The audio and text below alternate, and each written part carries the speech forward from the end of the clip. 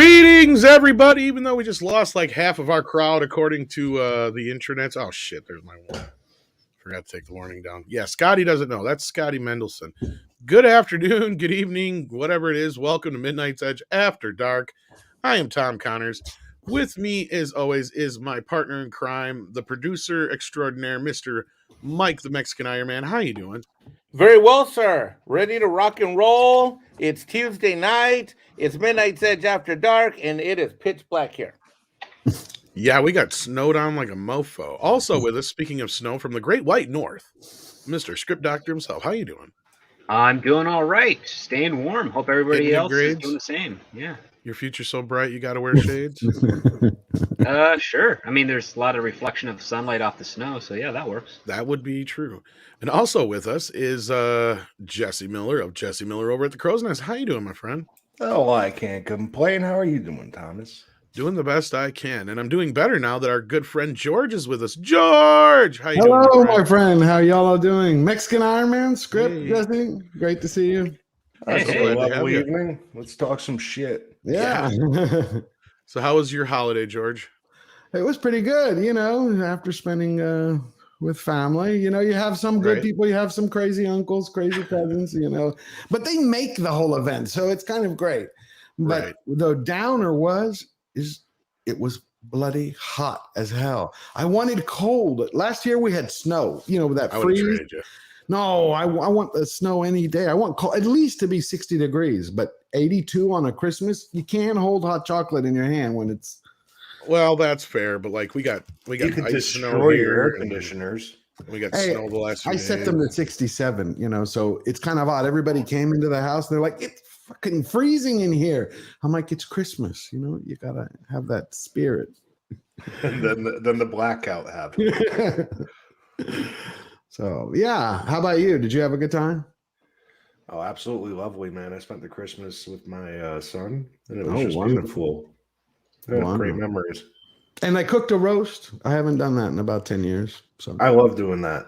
I love cooking, but I hadn't cooked a roast beast. A roast. Like, sorry, I was just running when I came. No, I know. I was talking about, like, you know, on the Grinch, he cooks. Yeah. No, but it was pretty. Yeah, it looked like it by the time I was done. I tried this new technique, which they said it's supposed to be, you know, take you 3 hours instead of 6. And yeah, everybody was How'd it turn out? It turned out great, except everybody was bitching because by the time it got there, it was 4 hours into it. Ouch. They're like, we're supposed to eat at 4. I said, it's 5 o'clock. I'm like, hey, it's called fasting. You know, you're going to lose some weight. Just eat some cookies, young Greek. Yeah, they're eating snacks. Oh, there were a ton of appetizers. The problem is they were all filling up on them. They're like, we're not going to have any room left. I'm like, don't worry about it. Another hour, you'll all be starving. Yeah. Grand Admiral Adam wants to know how much snow we got. Oh, at least an inch, if not better. I know that doesn't sound like much, but once you add it, it does. Slade Wilson is here. How you doing? Says, I don't think Feig got his way. Once disc sales are compared to digital downloads, he'll be embarrassed. Well, we're going to get into that very shortly here. That's one of our topics for the day. We also had a member chat come into us, whatever you want to call him. Lord Trinan sent us in a message. Thank you for being a member at the Congo level. Congo! Says, I would prefer Sony stand their ground and reject, but this caving kind of feels like a backhanded insult too. It might be acceptable compromise. I think I'll still get this collection. Well, you know, we might as well just get right into that. But I do want to say hello to a few people in the chat first. We got like Darth Scipio here, Goddess of Women's here, Lindsay's here. I saw 6 in the house. I thought, anyway. We had War Monkey here. We got Metal Runner here. We got Duck Nation. How you doing? HVP is here. Mr. Dragon is here. Purple Echo is here. We've also got Chef Nation in the house. I saw Chef here. We got Steven, a.k.a. Deleted Scenes here. We got Naked Fame. Welcome, everybody. Carrie Arnett, Mecha J. So glad to see you here. Fanto5692. Pete Dencat is here. Akin is here. So many more. Thank you for being here, guys. We appreciate it. Hit that like button. Hit that share button. Let everybody know that you're listening to us. Unless you're embarrassed, which we understand, you know. But no. So, yeah, needless to say, this whole Ghostbuster business, it feels like this is bigger news than almost the movie itself was at this point. Like, we can't seem to get away from this thing. It's like whiny little bitch whines, whiny little man baby, should I say. which is kind of ironic because this is the same person who called us a man baby for how long, guys? Gets his way over the weekend, sorta, with a caveat. So I don't know if everybody's aware of what's going on here, but I'll try and bring everybody as quickly up to speed as possible. Okay, well, last week they announced that there's going to be a big Ultimate Ghostbusters box set. Featuring, yes. Paul Feig flipped out. Yeah. So Paul Feig flipped out because his movie wasn't in it. Well, neither was the real Ghostbusters for that matter. But hey, you don't hear those guys complaining. But the big deal with it was that it had that Making of the Ghostbusters book from like 1985 or something. It's actually got a lot more than that. We're going to get into that. Like they just dropped all the info of what's on it. And we're going to get into that on 4K for you this week, I know heavily, but there is a shit ton of stuff on this box.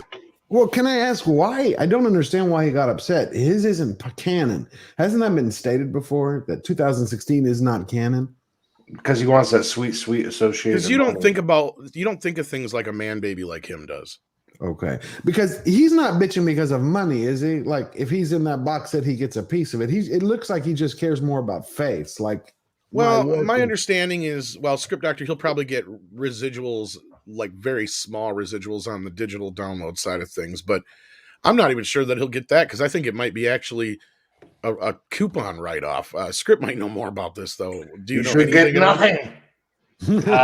Depends on the deal that he has with Sony. I have no idea. I don't think he'd get much if it's a digital thing. But do people get money from, like, do the actors or producers, do they get money from the streams? Or some from the do, but a lot of times, yeah, I was going to say some do, and it all depends on the gross and the net, because that's the thing. If he gets any residuals and it's only off a profit, he ain't seeing shit because they're in the negative big time on that movie. So they'll tell him till the end of time he ain't got no money coming. It's just his pride. Oh, okay. But if he'd have kept his mouth shut, nobody would have even noticed. That's the point. It's like, who would have noticed 2016? It's like, well, to be fair, a few people were like kind of celebrating that it wasn't in there. That's why. But fuck that shit. Right. Take the higher road. Yeah. I don't know why some of these celebrities, like, I'm not calling them stars, why they don't just stay quiet. I know. Even if he didn't want to stay quiet, he could have just simply said, my movie wasn't part of this particular story. Right. That's it. Yeah, exactly. This was much funnier, though. And fuck him. So great. I don't like Paul Feig, which that's the way to pronounce it, right? It's Feig, not Feig. You can say whatever you want. Call him any name you want. I guess he got made fun of a lot in school. No surprise there. But I do not like the packaging for this, though, because it's not the right proportions for an ecto trap. They should have done the fire station, but they already did that with the real Ghostbusters stuff. But who cares? I'm thinking we're looking at it like they got it at an odd angle here. Like, I'm sure you think it's open. No, well, I think once you open it at the top, there is where you pulled the movies out, is what I think. Oh, I see. Really? Because I think these are still books. I could be wrong, but they're either steel books or they're packaged like the Karate Kid box set was. When does it come out? February 1st. It looks like either the trap opens or it opens from the side there, like there's a little flap. Could be one or the other. Probably magnetic. So how much is this thing running us? Oh, well, here's the beauty of it. If you bought, and I'm going to say this right now, if you bought this on Walmart and you got it for the $88, do not cancel your order. Oh, I was going to go buy it now. Because Walmart fucked up. So anybody who's lucky enough to get it in there for the first day and get it at the $88 price, they're getting it still, I guess, at that price. I was one of those lucky folks. But now they jacked up the price to the normal price, so you can't get it that way. Right? Now it's either $149.99 or $159.99, depending on which website you go to. Yeah, and that's where... Yeah, damn. So a few people who got lucky who actually managed to drop in at Walmart and get it at that $88 price. Hopefully you're lucky that you got that because they fucked up, I guess, from what I heard. That's that, right? Double it. Damn. Oh, well. Right. Gee, I'm just curious, just talking about box sets. Is the Lord of the Rings coming out this year? The one there's that big Ultimate 19-disc box set, but I don't think it has 19 discs. No, I'm talking about the one that he said when the 20th anniversary hit, he had an extra 32 minutes per movie onto the extended edition. I think he's talking shit. Oh, okay. Because I was like, that. I mean, he might, but if he was going to do it, I would have thought it been now with this 4K release. Okay. Script, have you heard of So how many of us? Nope. Well, actually, I'm gonna buy this. Tom, you bought it already at the lower price. Jesse, you gonna get it? I don't know. Maybe not. I already have Ghostbusters 1 and 2. I got to get the new one for $160. Yeah. Not really worth it to me. Well, here's the thing. There's actually so many new special features in here that it is insane. What? I've seen all the material about Ghostbusters. Just going to be the same thing. You can't tell the story like 50 times. I heard it. But It's what are not the so much special that. features? Okay, here's the thing. We got all kinds of stuff. I got to bring it up here. Hang on. Because beside all the stuff that was carried over from before, all the stuff you already had on your previous editions. Where'd it go here? I had it handy, and then aren't we so well prepared? I'm going to read off the new stuff that is just on the 2 discs. This is just the new stuff. This does not include anything that was already on the previous versions. New 114 rare, new 115-minute rare preview cut of the film in standard definition, an unearthed early cut of the movie with alternate takes, additional scenes, early effects, and more. A unique must-see experience for any Ghostbuster fan. So it's an early cut of the film. Then you get the commentary on that with Joe Medjick or and editor Sheldon Kahn. Also, then there's Reitman Squared, a scene commentary look at 2 scenes from the film with Ivan and Jason. Also new is Dana's Lost Auditions, 8 auditions for the role of Dana Barrett, featuring Denise Crosby, Kelly LeBrock, and more. Kelly LeBrock, I'd like to see that. Yeah. Special thanks to Brandon Clayla, who I think that's the super fan, if I'm not mistaken, who passed away sadly after Answer the Call came out. I don't know who that is. I think that's who that was, if I'm not mistaken. Then a new 90-minute documentary called Ghostbusters Behind Closed Doors. New dailies, over an hour of raw dailies encompassing 7 scenes from the film. And finally, this is just the first disc. This is just the first disc now. The full TV broadcast version of the film in standard definition featuring the alternate takes for television broadcast. Then we got Ghostbusters 2 disc, and this also has a little bit of stuff for Afterlife. This is the second disc. And again, mind you, this is just the new stuff. None of the stuff that was carried over from before. We have Reitman Squared for Ghostbusters 2. A look at 2 scenes from the film with Ivan and Jason. We have 19 deleted scenes, a collection of never before seen deleted scenes. And this is something Script and I have talked about quite a bit. Shit, that sounds good. And then we got a new Ghostbusters 2 soundtrack promo, a scene from the film with commentary from composer Randy Edelman, and the full TV broadcast version of Ghostbusters 2 in standard definition featuring the alternate TV save takes. And finally, for Ghostbusters Afterlife, we get a sneak peek from the set and theatrical trailers. And that doesn't include all the stuff that was carried over from before and the new stuff you get on the Afterlife disc itself. So there you go, kids. That just took me how long to list all that shit? See, the dailies thing is cool. Like you get a 90-minute documentary, the daily thing, like the early cut. Like the Brock thing, I don't care about. But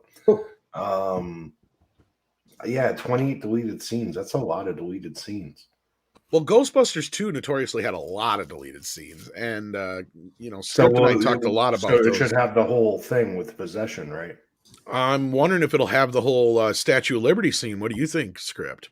I'm hoping. That'd be great if they had that, the possession, the car wreck, all that stuff. Yeah.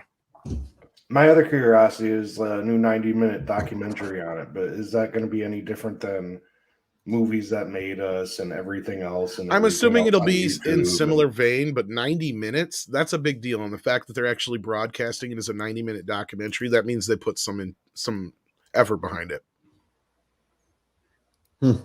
Because of the way these special features work.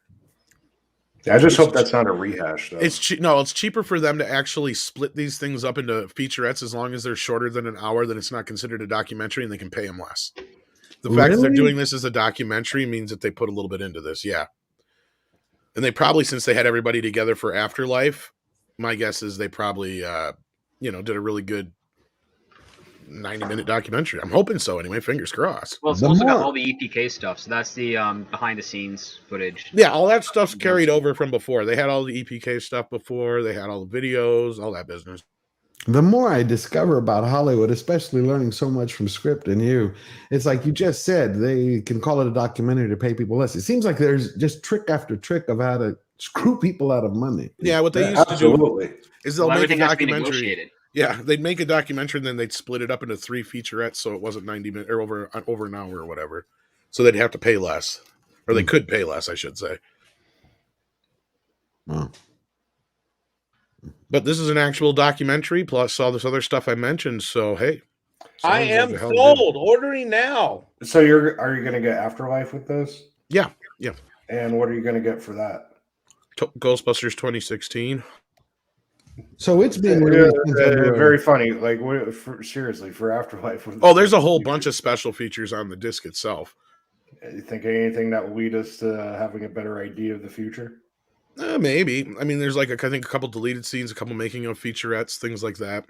You know what should happen? Just your basic stuff. Is that I'll order it, and then that's an excuse for you to come to South Carolina. We'll go shooting. You'll cook up some amazing food, and we'll watch it on my 84-inch screen. Oh, hell yeah. Y'all gotta go. Yeah, that sounds good.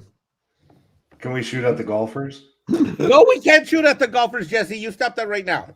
What? I'm sure Well, you you can can shoot at the golfers. golf balls. I've been in Hilton Head. These golf balls keep exploding. Someone Yes. is really angry at these golf balls. I see a gopher. Well, we kill all the golfers. They'll lock us up and throw away the key. Yeah. Actually, you could kill gophers all day. They're rodents. You're Not the fine. golfers, you idiot! The gophers, the furry little creatures. Oh yeah, we can do that. We don't even need a reason. Great. I love Caddyshack. Jesus Christ. Yep. Mecca J sends in $5. Says, I bet fans will throw out the 2016 digital download code the moment they get their Ultimate Collection. Okay, yeah. So this sets up the next bit. So after this was announced, Paul Feig went online and whined like a little bitch. And now it got picked up by Screen Rant and Variety, I think, picked it up, and Deadline, I think, picked it up, or Hollywood Reporter. I think all of them did. So he basically shamed Sony into adding his film into this. So this is basically a kid who bitches that he didn't get invited to a birthday party, so he calls the kid's parents and whines and cries till he gets himself invited, basically. Wow. So there's going to be a disc of 2016 in here? Or just no, it's just a digital download. Well, that's fine. Look, I'm dead serious, dead fucking serious. If there's 3 slots for Ghostbusters movies and I get the ones I want, fine. I'll buy that. But if there was that extra slot for that 4th fucking movie that I don't want, I wouldn't buy the whole fucking set. Fuck your set. I don't need it. No, and people reacted that way, Jesse, like right off the bat. Even though it's a digital down there, they're like, fuck this, I'm canceling. It's like, oh, man. So they're just going to put like one of those codes. Who cares about that movie? It's a code you're going to put in there to download? That's what they're getting? Yeah, it's just a digital download. And he wasn't happy with that? Oh, he's plenty. He didn't have happy anything to begin with. Yeah, he didn't have shit to begin with. So, I mean, so I he guess should be happy. Well, I think he's happy. Then again, he went after everybody again on Twitter. So, Jesus. And I'm assuming at this point he probably already knew his movie was going to be included, which is even more petty. Because he's just like, oh, all these people who would attacked me all over the holiday over Ghostbusters, I just want to wish them the best and blah, blah, blah, blah, blah. It's like, you whiny little bitch. Doesn't he know everybody hates his film? Script, plausible. What That's when you just respond, you're garbage, you're trash, or your whole life is cognitive trash. dissonance? Yourself I out. guess. That's the best I can come up with. The motherfucker should know by now that nobody likes this movie. He's out there liking people's tweets who are like desperate enough to try and get his attention over this shit. But whether we I only like know it, that one guy with the Holtzman tattoo. There was another one here, about 2 of them, yeah. and whether we like it or not, it's irrelevant because, including Mexican Iron Man, we're all racist. Yeah. You see how I said that in Spanish? Trump thumping Racist. Nazis. I'm just thinking about Yeah. my opinion as somebody who would like that movie would instantly be that they weren't that bright. And I don't think that's wrong. Because that's accurate. Because isn't that the movie where Because when I was doing my review, remember I was talking to you about it, Tom. Isn't there a point where one of the characters, because I've never seen Ghostbusters 2016 except for like 10 minutes, isn't that where one of the characters actually gets pushed back by the plasma cannon? Oh yeah. Oh, her fat ass gets pushed up, and whipped around like it's a There's like a whole Bugs Bunny 5-minute scene cartoon. of that shit. Yeah. That's why that stuck with me in Afterlife. And when I saw it again the second time, I'm like, no, it wasn't in there. But for some reason, it depends on which version you see, I think. Because I think the extended cut basically just extends all the garbage. Okay. Like, so anytime you have like a little minute scene of something, they just extend it out to like 3 minutes of garbage. Right. Like, it's a long-ass director's cut. And then the bitch tried to threaten us with a 4-hour one. Really? What the hell is going to... If nobody wanted to see the 2+ hour one, why would anybody want to see the 4-hour one? Like... It's almost like he's doing it on purpose. Like he almost like he knows we hate this movie, right? As you guys say, like even though there's cognitive dissonance there, it's like he's torturing us on purpose. Like I mean, like when he said that, science, you're a science denier. Exactly. Like he come out. Girls, there's so much science. When the Zack Snyder cut got announced, he's like, "Oh, I got a 4-hour cut of Ghostbusters 2016. If y'all want to see it," and it's like, no, nobody wants to see that, Paul. And if you're being funny, that's the funniest joke you've ever written. Right. Like, is his career over? Maybe is that why he wants attention? I don't know. Pretty much. I mean, he could sit there and make those little ditzy fucking romantic comedies all day long and nobody will bother him. Oh, good. Like he made a movie like last year and nobody remembers it. It was like some romantic comedy. It was with Amelia Clark, right? Yeah. Really? I like Amelia Clark. I didn't know she was in great legs. Cheers. Let's put it this way: nobody broadcasted that he had anything to do with it. Wait, what did he do with Amelia Clark? What? I don't know. Trust me, they could be alone in a room for hours and nothing would happen, Mike. That's what I'm saying. There's no way that dude. No. No, he's still making movies, unfortunately, but not nearly even to the caliber that he was before. Right? He can't even get like a Spy 2 or anything like that off the ground. Yeah, because he had a couple of hits, didn't he? Unfortunately. 2012. Well, he started with Bridesmaids. Well, actually, let's go backwards. He got kicked off by writing in like comedies like Heavyweights, and then he hung out with guys like Judd Apatow and Seth Rogen and all those guys. Mm-hmm. And he worked on Freaks and Geeks and stuff like that. Well, then he went on Office. and then Office, and then he went on to make Bridesmaids, which is basically Bachelor Party with women. Then he made Heat, which is basically Lethal Weapon with women. Then he made Spy, which is basically 007 with women. So that's what he does. But he worked on The Office? Yeah. Yep.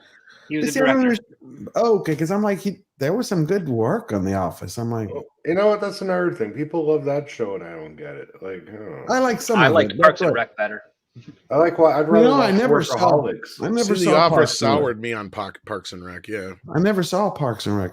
People keep saying I know they were two different shows. They look like the same fucking shit. Yep, pooped out by a conveyor belt. I just watched. And they're both the Drew Carey show for the modern audience, by the way. So it was the same Office crap comedy bullshit. Can't stand that shit. Well, my problem with it was that fake mockumentary style where they got to stop every 2 minutes to have some talking head talk about what they're doing. Yeah. I like some of it, but I can see why you wouldn't. It just kind of got. I like the UK version with the original with what's his name. I would probably like. Yeah, that was a good one too. Yeah, I like that. I would have probably liked Parks and Rec more had it not had that format. Isn't that where Guardians of the Galaxy? They probably do better than Office. Yeah, I agree with you, but they do. Yeah. Isn't that where Guardians of the Galaxy Star-Lord comes from? The actor. Yes. From Parks. I never saw it. That's why I don't know. Yep, that was his big breakout anyway. Yeah. Yeah, because he'd been acting for a while. Chris Pratt had been acting for years. Yeah, but he was a chubby guy. But he was chubby, right? He wasn't all fit and buff. Oh, okay. Steven, aka Deleted Scene, says hello to us all. Hello, Tom, Jesse, Script, Mike, George. Hello. Mods in chat. The download is a good compromise. Give the viewer the choice. Feig just needs to take the L.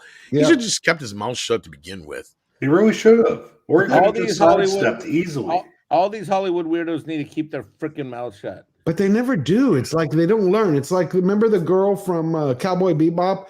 Like 4 weeks before it was released, how she made that 2-minute Twitter video. You get me started on Daniela Pineda. Daniela Pineda, I can't stand her. She's I can't stand that little witch, and I don't give a shit about Latino pride or this or that crappy crap.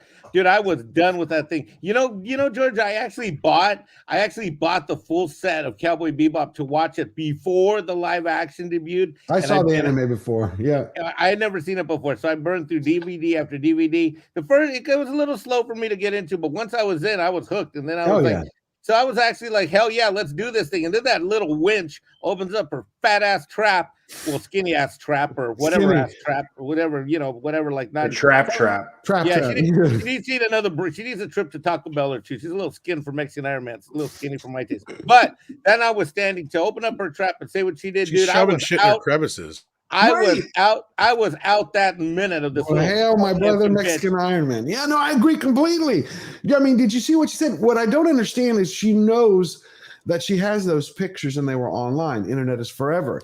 When she's complaining about, well, we didn't want to sexualize women and making something that goes up into the crevices, and then 30 seconds later, click, Google, and you're like, shit, you've been almost butt naked. Look at that stuff. Yeah, the little thought ass little Twitter. How are you holding in that foxtail? Right. Just a little Twitter thought. I know how you're holding in that foxtail. Give me a break. Well, this is how much of a little bitch that Paul Feig is. We're going to read this real quick. Floral from Under a Rock says, hey, from Ontario. Is that Ontario? Yes. Yeah, they tell me I'm terrible. Yeah. I kind of figured. Paul Feig sucks, and that is all. Hugs and kisses. Yeah, well, guess what? He actually liked Valiant Renegade's tweet. What? Yes, that said, so I'll go ahead and cancel that pre-order then. I'll just buy Afterlife separately. I already own the only other two Ghostbusters films in 4K. Do you have this ready to go, or can I bring it up on the screen? I got it right here. All right, bring it up. Thanks to Six. Yes. I was just in that feed a little while ago before the show. Let me see if I can grab it here. Here we go. That's you have a good day, sir. He didn't come to mind, but yeah. So I'll go ahead and cancel that pre-order then. That's my Van Renegade voice. I'll just buy Afterlife separately. Already own the other two Ghostbuster films in 4K. All right, click on the likes. I can't. It's just an image, but you can see it's Paul Feig likes at the top there. Yeah. Where? Oh, Paul the Feig. very top. Yeah. That's funny. That is kind of funny. Why would he like Well, it? we never know. I mean, most Hollywood people can't read. He's anyway, fucking trolling people. Because he's passive aggressive. Yeah. It's a weak trait. Yeah. It's a beta trait. He's been nothing but passive aggressive all week. Yeah. What you really want to be is assertive without being aggressive, which is really difficult to pull off. Beta chameleon, they come and go. Oh, well.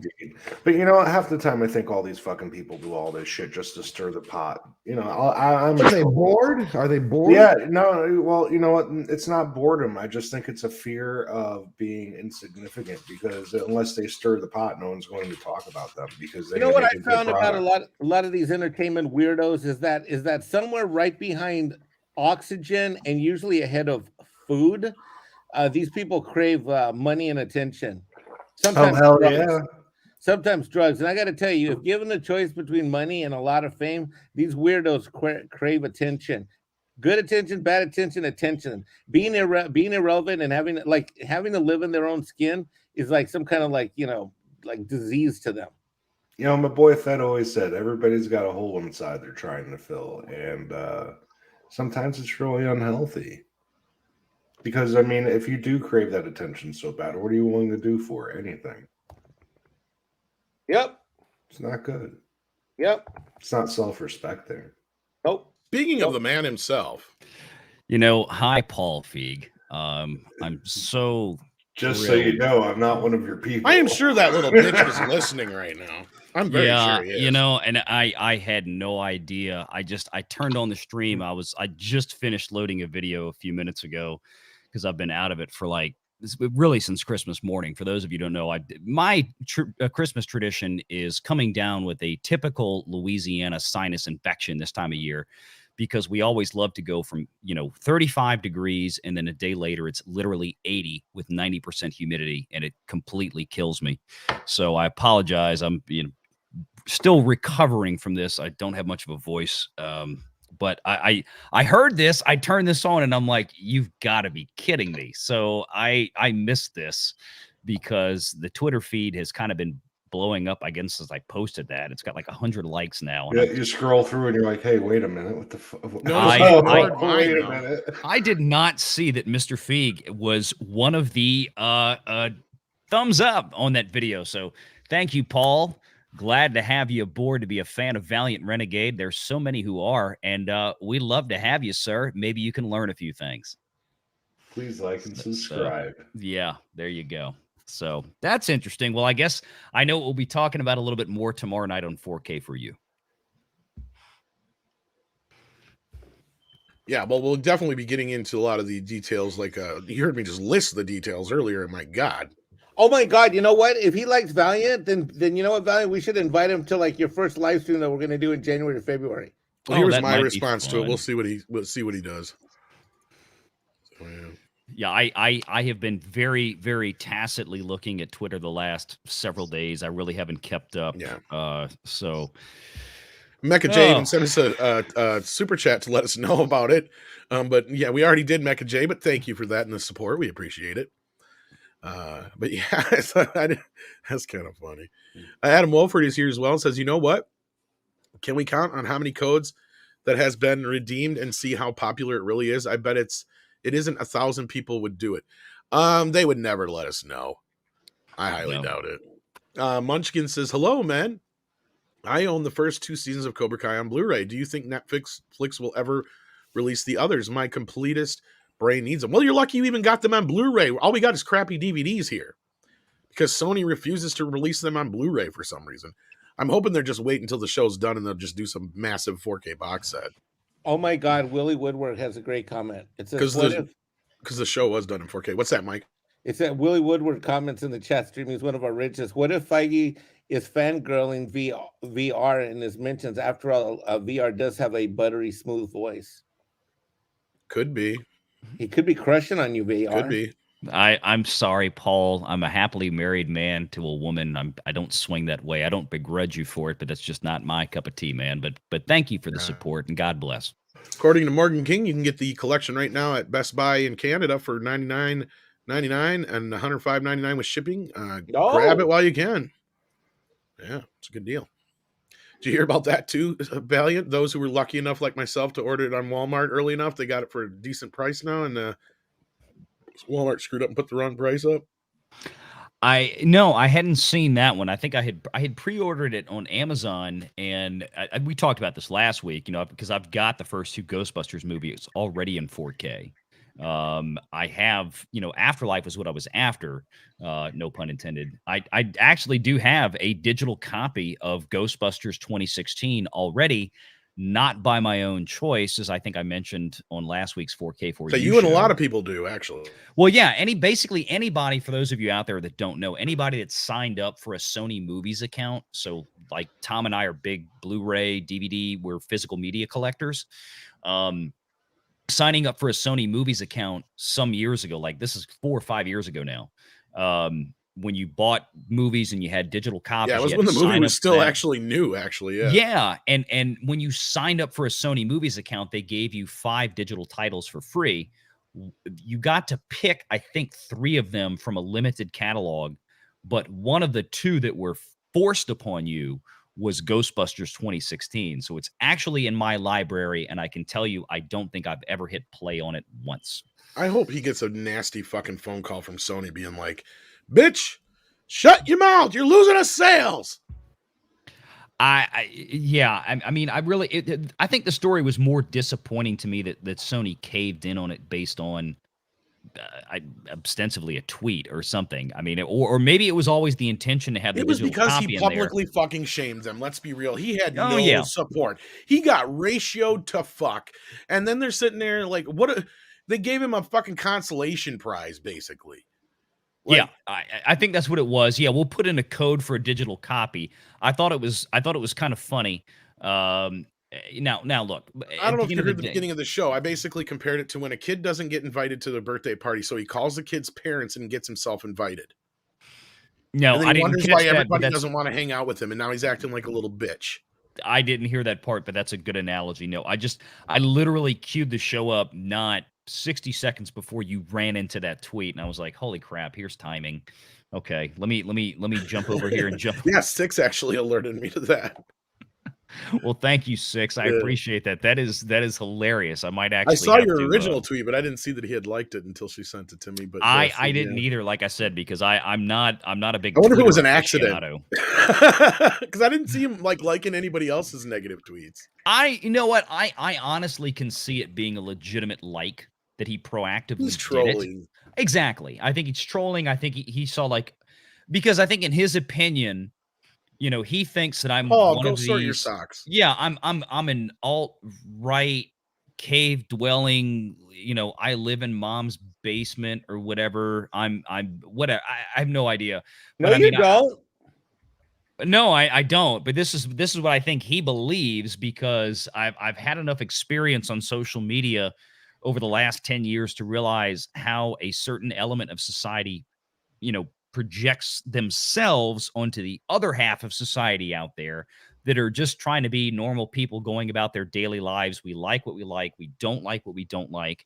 We don't care really what other people think. Sometimes we have a little fun at their expense, but we move along. We're not my mindset, my daily life isn't start and finished with what happens on freaking Well, and Twitter he doesn't and even understand. Facebook. Here's the thing: is most of us were kind of expecting the movie to be in there. It was more of a surprise when we found out it wasn't. And then he's upset that we were celebrating that fact. And I think it's a worthy celebration. I thought it was kind of funny, and I thought it was a good business move on Sony's part. I'm sorry, Jesse, go ahead. Yeah, no one wants to buy it with it in there. It's just cleaner without it. It's a trilogy of films. Exactly. Is this story part of the trilogy of films? No, it's not. Why would it be in there? I totally agree. And that was my point, Jesse, is that the 2016 iteration of Ghostbusters, the knockoff Ghostbusters, the alternate multiverse version of Ghostbusters, it's a parody. It had nothing to do with that timeline. It had nothing to do with that. So when you make the quote unquote ultimate collection, it was the ultimate collection of the original Ghostbusters timeline, the original characters. That doesn't fit. They even wrote it out of Afterlife. Well, all that shit aside, let's be real. Ghostbusters has yet to actually get a decent box set. Like, Script will agree with me here. This is the first time Ghostbusters 2 is actually getting really any love. Like, it has never gotten much love on disc before until this last release that it just had, the previous 4K release. It was like the first time Ghostbusters 2 really got any special features. Prior to that, it had nothing but, I think, a commentary. And I enjoyed Ghostbusters 2. I know I do too. It doesn't have the same. It's got parts that are annoying, but it's fun. Well, the thing with Ghostbusters, I loved it.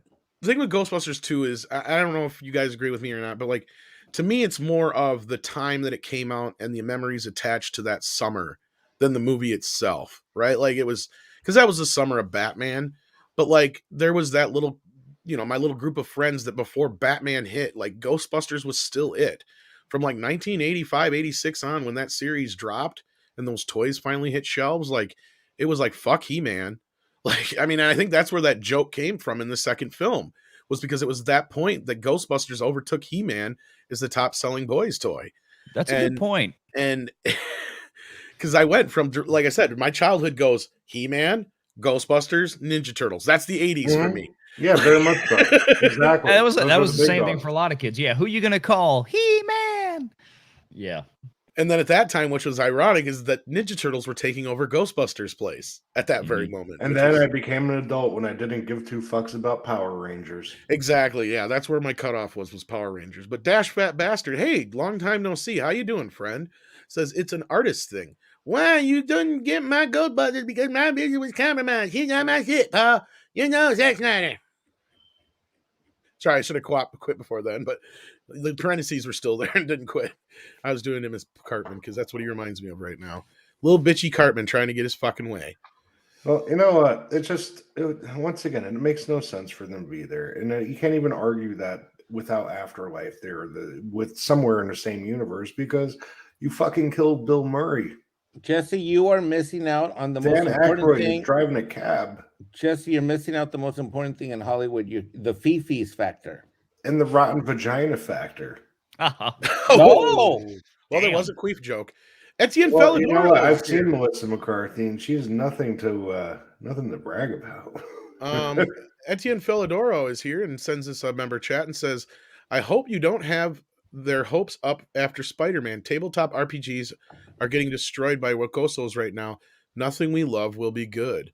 Well, we'll see on that part. Willie Woodward sends in a super chat as well and says, firstly, hi script. I think he means script. Script Supreme, Mexican Iron Man, Smoker Jesse, and George. Cue dramatic music. Hollywood and biz in general believes there's no such thing as bad press. To a point, yes, but them caving on this feels like there was some inside political bullshit that somebody forced it to happen because of the PR. What do you think, Script? There has to be someone in the Sony camp that's likes Feig or Feig, whatever the heck his name is, and decided to just like throw him a bone here. Because I don't see any legal recourse as to why. I mean, unless it's a Ghost Corps thing. None. Not now. Yeah. What if Reitman came in and said, "Fuck that movie. That's not going in my box set." Then I don't think Reitman shit on me because of you. Yeah, I don't know if Reitman has that control. Like I wouldn't think so. I wouldn't say control, but at least clout, for Christ's sake. He could probably say something, but I think, look, it brings me back. There was a piece, and I think I know I covered this. I think you guys did too. Right when Ghostbusters Afterlife came out, or right after the first weekend, if I'm not mistaken, there was an article in one of the three major Hollywood trades, and basically it documented this Twitter thing between Reitman and Paul Feig, and they were very complimentary of one another. I thought they handled it both like gentlemen. I actually complimented Paul Feig for being very gracious. He complimented his actual face. Did it feel genuine, but at like a parlay where everyone's on their no. It was at that point Jason Reitman was, thank you, Paul, for all this, and because Paul had complimented Reitman's success with it, saying it was a great movie. Congratulations on the success. I complimented Paul Feig on that. He deserved it, regardless of what came after that. But at the moment, like I always try to tell people, I try to be fair. And I thought Paul Feig did the right thing. But now we're at this stage where he's gotten a little grumpy with this 4K box set, and the Paul Feig is starting to come back out again. I think he was gracious for a weekend. Credit for that, Paul. Good job. But that was probably his assistant. Couldn't hold it, could he? That was probably his assistant or some shit. Maybe so. Thank you for that, Willie. DCB Titan says, beta chameleons don't come and go. They watch the bulls come and go while sitting in the corner. Yeah. Ooh. That's Edgy number one says, oops, go ahead, Mike. I said, yep, amen. Ghostbusters 2016 download code, burn it. Who wants it? Like, seriously. Well, how much is it really just to stick a code in there? Well, that's what I'm saying. And how many people already own it with all their Sony accounts, with everything that's going on since the movie came out? I mean, I don't know how many of those codes are actually going to get redeemed. Honestly, it's not like Ghostbusters 1 and 2 because those movies weren't put out there as freebies to entice people to sign up for a Sony Movies account. Now, if they had 20 million people sign up and they gave 20 million people away the movie for free 4 years ago, I don't know how enticing that really is, because I think from remember what either you or other people were telling me at the time when they signed up for that was a forced title. Like, you got to choose your other 4 titles, but that was a forced one. Like, you didn't get to choose that one. Yeah, like one of the other ones I chose was like Grown Ups, and I think Grown Ups 2. And then, because it was a limited catalog. So it's all of Sony's shitty movies, basically. Well, I like Grown Ups. I hated Grown Ups. Grown Ups 2. I enjoyed it. No, but it sucked. Yeah. That's fine, and that's okay. Y'all didn't like it. I enjoyed it. I had fun. I was out at the 14-year-old breastfeeding or whatever. I'm like, okay, this is just beyond dumb. It's a 5-year-old. I don't think it was whatever. 14. Troy Pacelli says free download, not worth the bandwidth. I agree with you there, Troy. What you should do, because you're going to get one, you should put it on eBay for like 50 cents and just like... Who would give you that? Exactly. That's precisely my point. You could just monitor I had every to call day, here. I was trying to give away. Nobody wanted it. Has no views and no watchers, and no one's bidding on your 50-cent movie. Nobody wanted it when I was trying to give one away. I was trying to give it away. Oh shit! I'm not kidding at all. Oh Lord. TMNT is trending for why? I don't see it on my end. Oh, Huh. I see Cobra Kai season 4 though, they and gave Lucky that to the Lorena wrong gets to go see people. a screening. Of what? Jelly.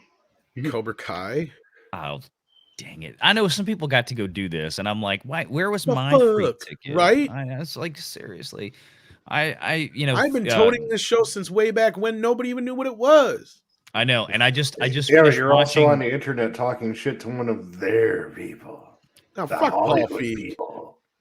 I just finished watching season 3 again. So I watched Karate Kid 1 and 2 and 3 last night. Renegade Jr. had never seen the third one. And then I took him back into Cobra Kai season 3 at the point where they go to Okinawa and everything else to kind of catch him up. And then he gets the whole Terry Silver stuff because it didn't make sense to him before because he'd seen 1 and 2, but he never saw 3 until I got the 4K box set. Right on. Yeah. Terry Silver's insane. He's going to be great. Man, Oh, can't I'm so fight, looking can't forward to breathe. it. Oh, I know, dude. Just how he was pushing Danny to break those boards. He's like, I don't care Man, if you can't break fight your if damn you can't shin, put stand. your leg through the damn board. You know, like. Mhm. It's the silver way. Yep. All right. Quicksilver method. Quicksilver method. Yes. Quicksilver method. I can't wait. Fucking Friday. I was watching Karate Kid 2 last night. I still haven't gotten through. Whenever I get a chance, I'll sit down and watch a little bit here and there. So good. Yeah. Awesome sauce. So the other thing that was going on was SCOTTI. If you saw the video before we get into that, let's just take a moment to acknowledge the passing of an NFL legend. John Madden passed away today at 85.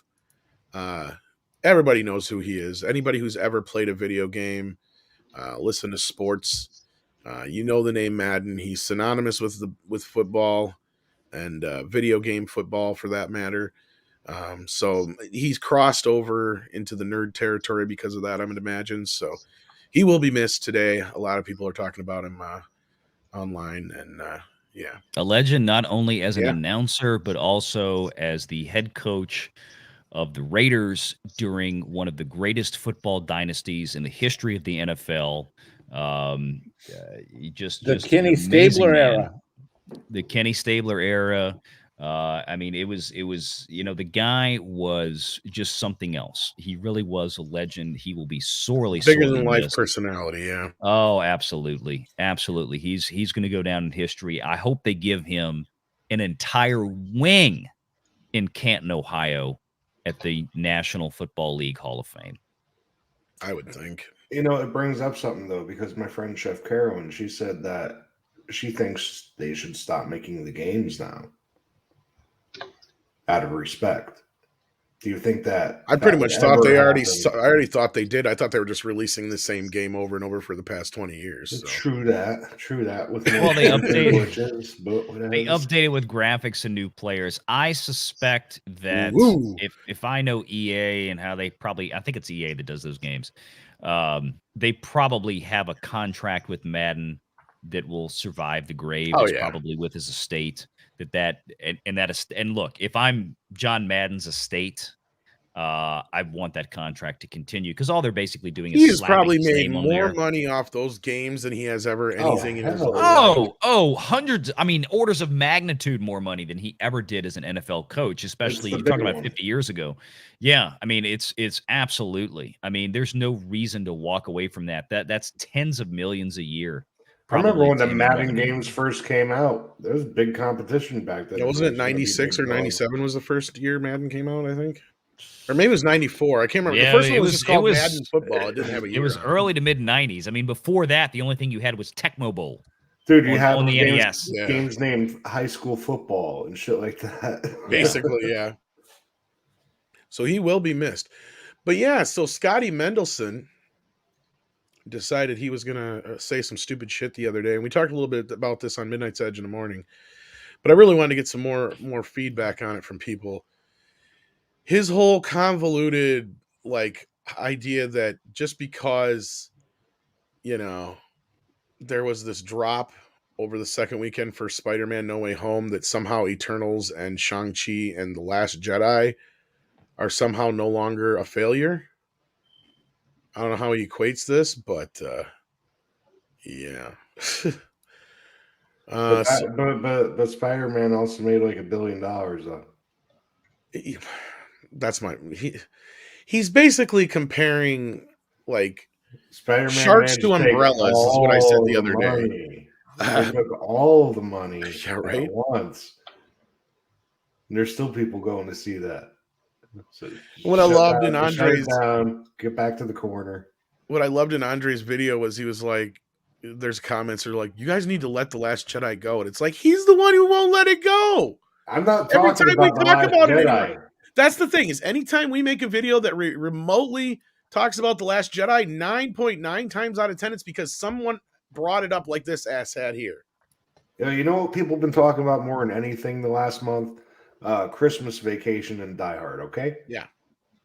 Nobody's worried about The Last Jedi. Yeah, right. This side. How you doing, buddy? It says EA messed up with the Madden games into a massive, and I mean massive mess. Yeah, I haven't bought them. Boy, that is true. I just bought last year to try to get dabble in it again last year, and God Almighty, it's a train wreck. See, I just got NHL 22 from EA, and it's actually good, which surprises me because EA always shits the bed. Now, as I said, Andre did an editorial on this, and I'm hoping that all you guys kind of watched it. Because, I mean, I'm sure he pretty much says all the same shit we're all thinking here is like, Scott, the king of bad takes. And this is probably your worst yet. Like, it's like he's like doing like just crazy rambling at this point. I mean, Script Doctor. I mean, what the fuck? I don't know. I don't really follow Scott Mendelson. I mean, the joke I made yesterday about menstruation was that he's always got a cycle of bad takes. So I mean, looking at what he's saying here, does any of this even make any remote sense to you? Like even math wise?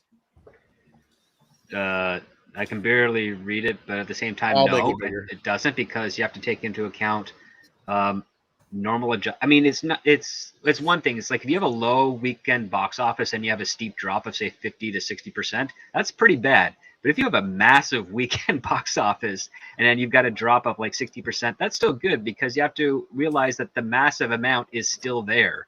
I mean, that's basic arithmetic there. Yeah, I mean, Andre made a million better points to this throughout the thing, but Valiant, you're nodding your head there. Sounds like you got something to say.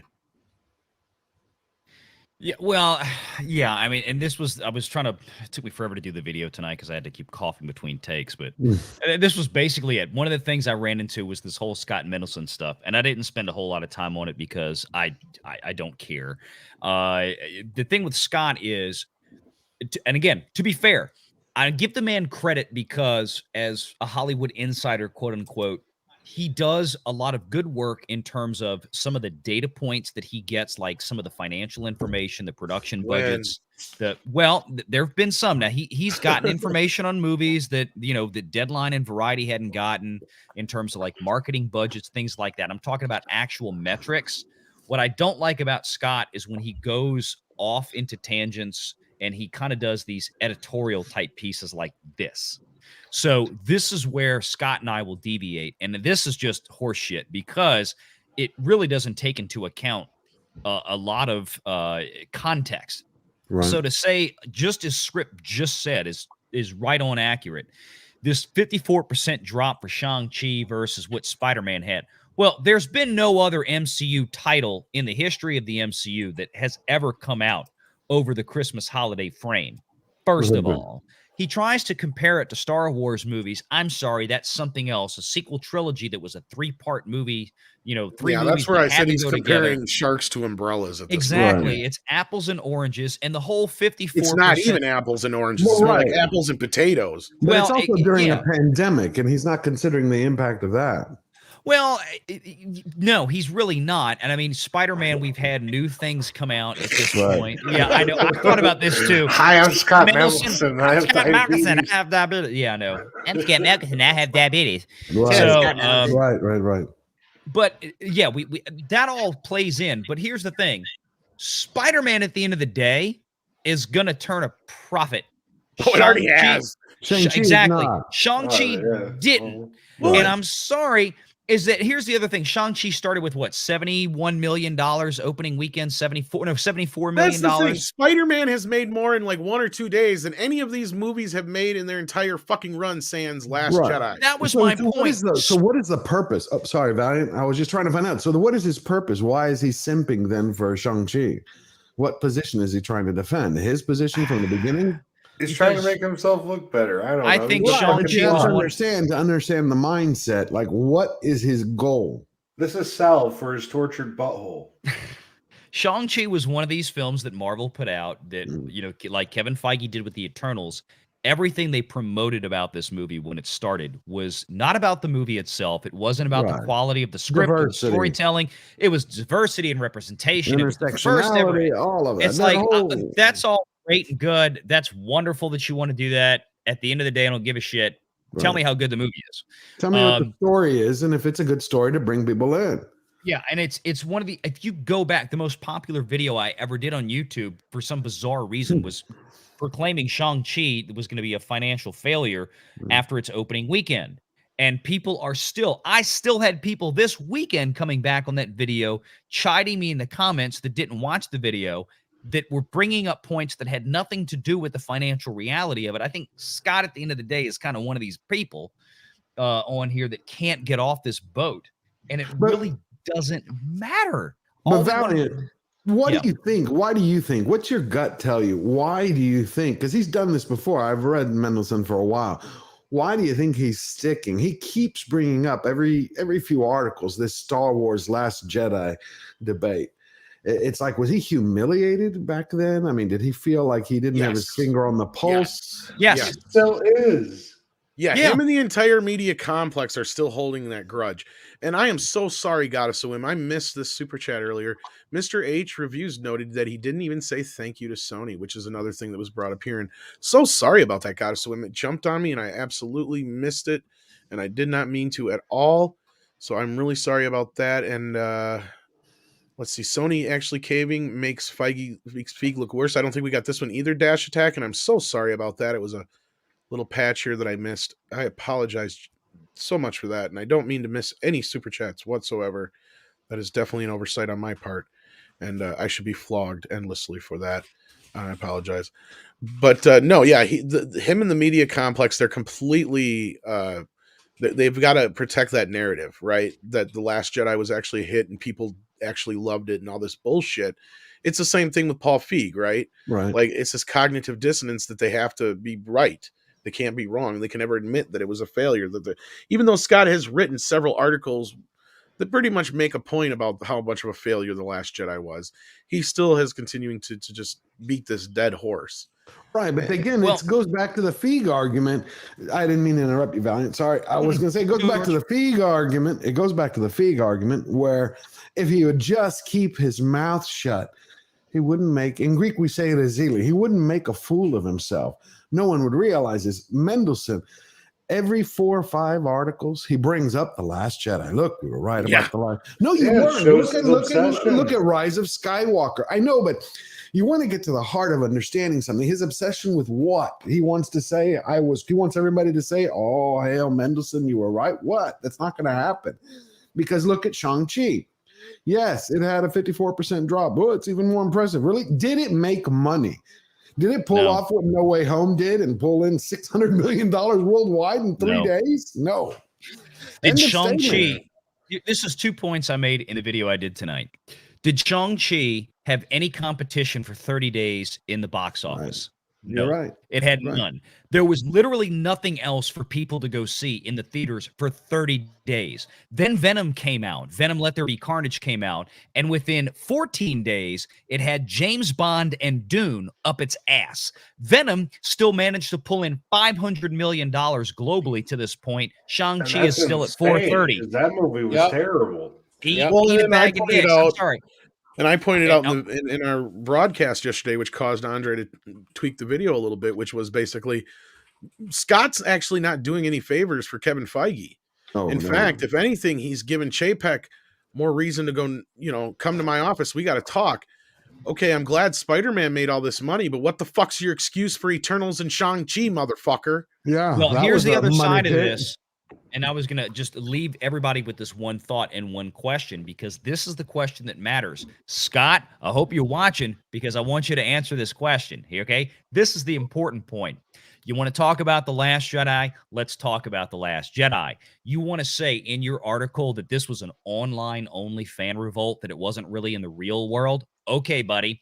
How about this? The Last Jedi came out. It sank almost 40% under its predecessor, and then the third movie collapsed even more. But what was worse, the follow-up movie 5 months later was Solo. What happened to that movie? The audience punished that movie for the temerity of what Rian Johnson did to their beloved he'll tell characters. you that's not the case. Well, look at their merchandise. Right. It didn't Wait a minute. sell. And here's the question. Does anybody think out there, with the demographic ratings, the scores off the charts, that audiences loved Spider-Man No Way Home, does anybody think that this is going to translate into a punishment on Doctor Strange in the Multiverse? Or is it going to translate into probably pushing that movie higher in box office revenues than it would have been? Higher. Exactly. So kiss my ass, Scotty. But look at it. It's Star Wars just by the screen. Just right here. Tom, did you post this right now? Yep. Okay, so, right. If this was supposed to be so phenomenal, why didn't it follow the same path that Avengers Infinity War and then Endgame did? It should have been 2.0. That's normally the pattern. Then it should have been 2.2, maybe 3 billion, just like Endgame did. But instead, it keeps going down. And merchandise didn't sell. I can still find those stupid Rose Tico dolls. Like they give them away now. Hey, buy one thing, get 5 Tico dolls. Exactly. If speaking of stuff that doesn't sell, this is from my buddy Billy Pilgrim, who sent this to me. Wow, look at all those empty ones next to it, though. Right. And that's Christmas. No, this is like this is like his third trip to the store, and like I got a bunch of these. I got a half reel of these that he sent me on my Twitter account. Like none of these things moved, not leading up to, not now, and not today. None of them moved. Literally, they didn't get move. your Jim action figure and your Paul action figure and your Steve action figure and your Bob action figure. And I really wanted to go back to the to this part because I wanted to get Mike involved here too because he's our numbers man. Right. But no, like the point is you're spot on with the whole idea that usually when a franchise like this, the last movie will kind of dictate if people come to the theater or not. Right. I mean, you have your rare occasions where certain things, like I think Spider-Man No Way Home probably wouldn't have done nearly as good as Far From Home hadn't people known what the what was up with the movie. That movie clearly benefited from the fact that the leaks, right? And I feel that wholeheartedly, and I think Venom benefited from that as well. But that put aside, like, yes, Star Wars was a complete failure. Like the fact that The Last Jedi cut in half the amount of money that The Force Awakens instead of played just as well or better is a complete, like that shows exactly where the audience went, right?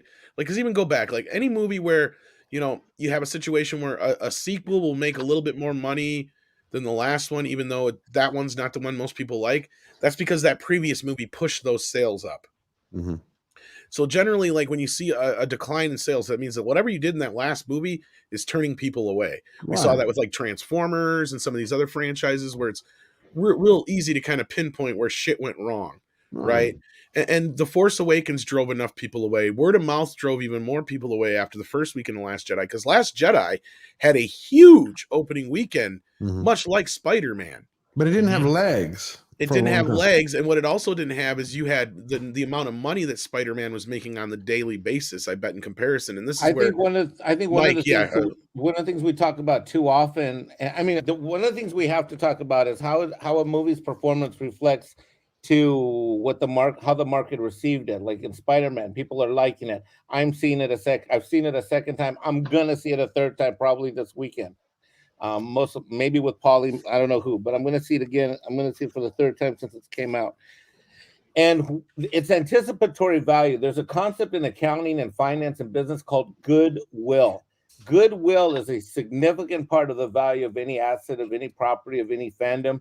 And what you have is, you can't talk about how like The Force Awakens just was so awesome. It did $2 billion because it was so great. No, There was a thirst and a hunger in the market. There was demand. There was an anticipatory value and built into that IP, so that when it came out, regardless of whether it was good, bad, or mediocre, people are going to flock to see it.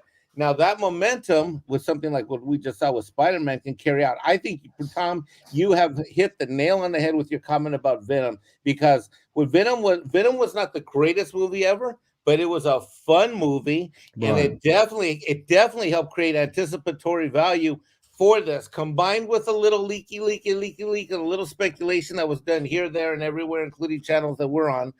That anticipatory value, people have not seen it. And here's the other thing too. The great news is that maybe no one liked the last movie, but this is a message to Hollywood. And this is where Star Wars failed. And this is where The Force Awakens and The Last Jedi really missed an opportunity. And this is why this third movie tanked. Almost nobody, if we look at Tom Holland is generally not everybody's favorite Spider-Man, number one. Number two is that most people who've seen the last two movies didn't like the second one. I thought the second one sucked. You would think that would make me not want to go see the third one. But guess what? Venom had just come out, like Tom said, and there were some rumors and speculations about what was going to be in this thing. And I went, and guess what? And it was a good movie, and then word spread like wildfire, and all of a sudden you got people like going crazy. Nothing gave my heart greater joy than the theater that I was in the second time, George. Yeah. There was literally there were almost 30 kids in my 3D 4K 4XD. But that's wonderful. That's wonderful. Yeah. That's the whole point. See, a lot of people think. Does anybody say that about The Last Jedi though? When they went back. And George, when they had the reveal moment, when he comes through the portal, the little kids on the left jumped up and screamed. Little 9-year-old, little 12, 13-year-old jumped up and screamed like crazy. And literally, and one of them, the little guy who's like about 9 or 10, he jumped up out of his seat when they both came out, and he shook his arm up in the air with a fist, went up to the sky, and he popcorn dropped all over the place. His mom's like, "You're dropping your popcorn," and he said, "Let's go!" Yeah, of course, it's exciting. See, a lot of people think because we don't like certain films, that means that translates to when they make a good movie, we're going to attack it. That's because they live in an echo chamber and they're like, these are istophobes or racist and they're going to hate everything. But no, we just proved that Spider-Man No Way Home brought everyone in. Why? Because it was a great film. Eject the politics, speaking of a good story, and it's going to succeed. Speaking of bringing everyone in, we also have another guest joining us right now. Our good friend Culture Casino. How you doing? Greetings, hey, it's all here now. Yeah. We are. This is I just got to say, so sorry for missing the show earlier, Culture. No, I laid down for what was supposed to be an hour nap, and then 6 hours later, I'm like, fuck. No, dude, I'm glad you whole slept. Weekend. I am so glad you slept. You know what? I said that multiple times during the stream. Ask Script Doctor, who rolled through the chat. I actually was like really dumb and didn't actually send Script an invite, although he probably was too busy to join. But I'm glad you do far too much work to not sleep. So hey, Culture. Hey, what's going on, George? It's good to see everybody. Valiant, everybody's here. I got Jesse there.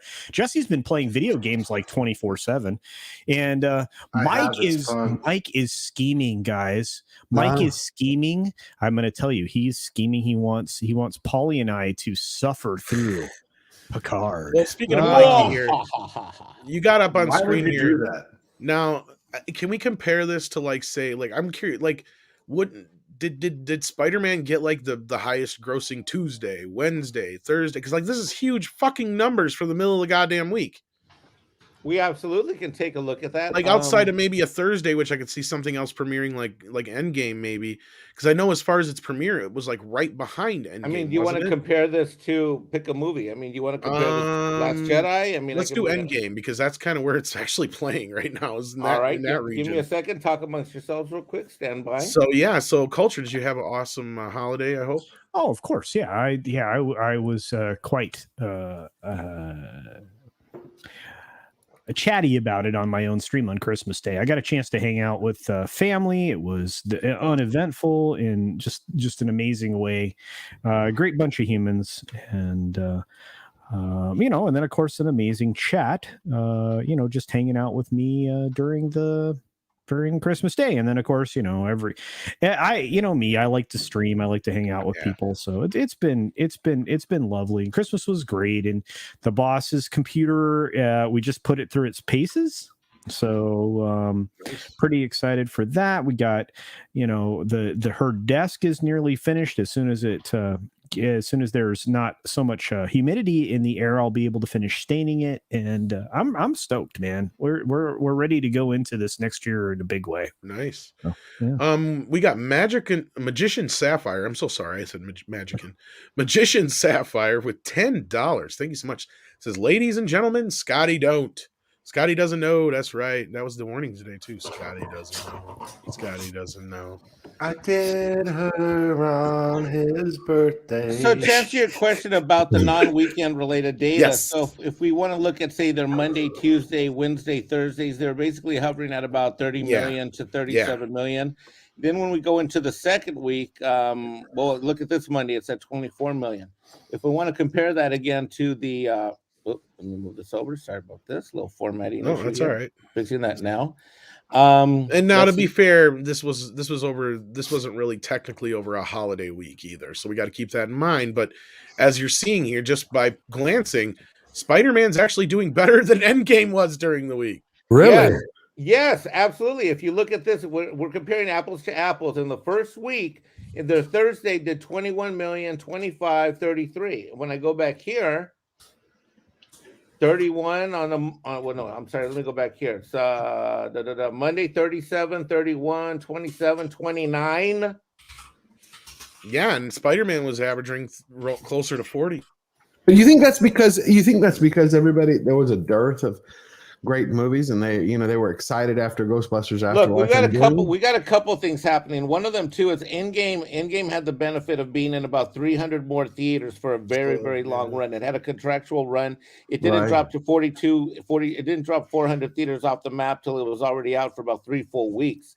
If we compare the number of theaters, they're at 43, and hopefully they're going to stick for a while, but that's going to drop off. Number of theaters really does make a difference in terms of the ability to capture available people that are willing to go out. Now, Mikey, how do you think the fan force worked? Because like George was saying, everyone felt like they had to watch Endgame because of everything that came before. But we just had Dune and Ghostbusters. Now we're having Spider-Man. So that fan swell, does that equal the everyone has to see it from before?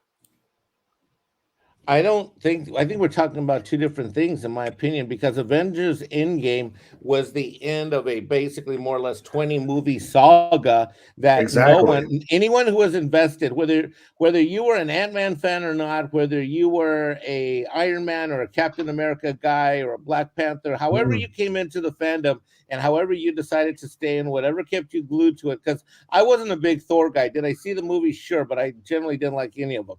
Because I'm not a Thor guy. In fact, I'm not a Marvel guy overall, but I'm so invested that you had to see it. I think Spider-Man, the numbers of Spider-Man to me are far more intriguing mathematically and analytically.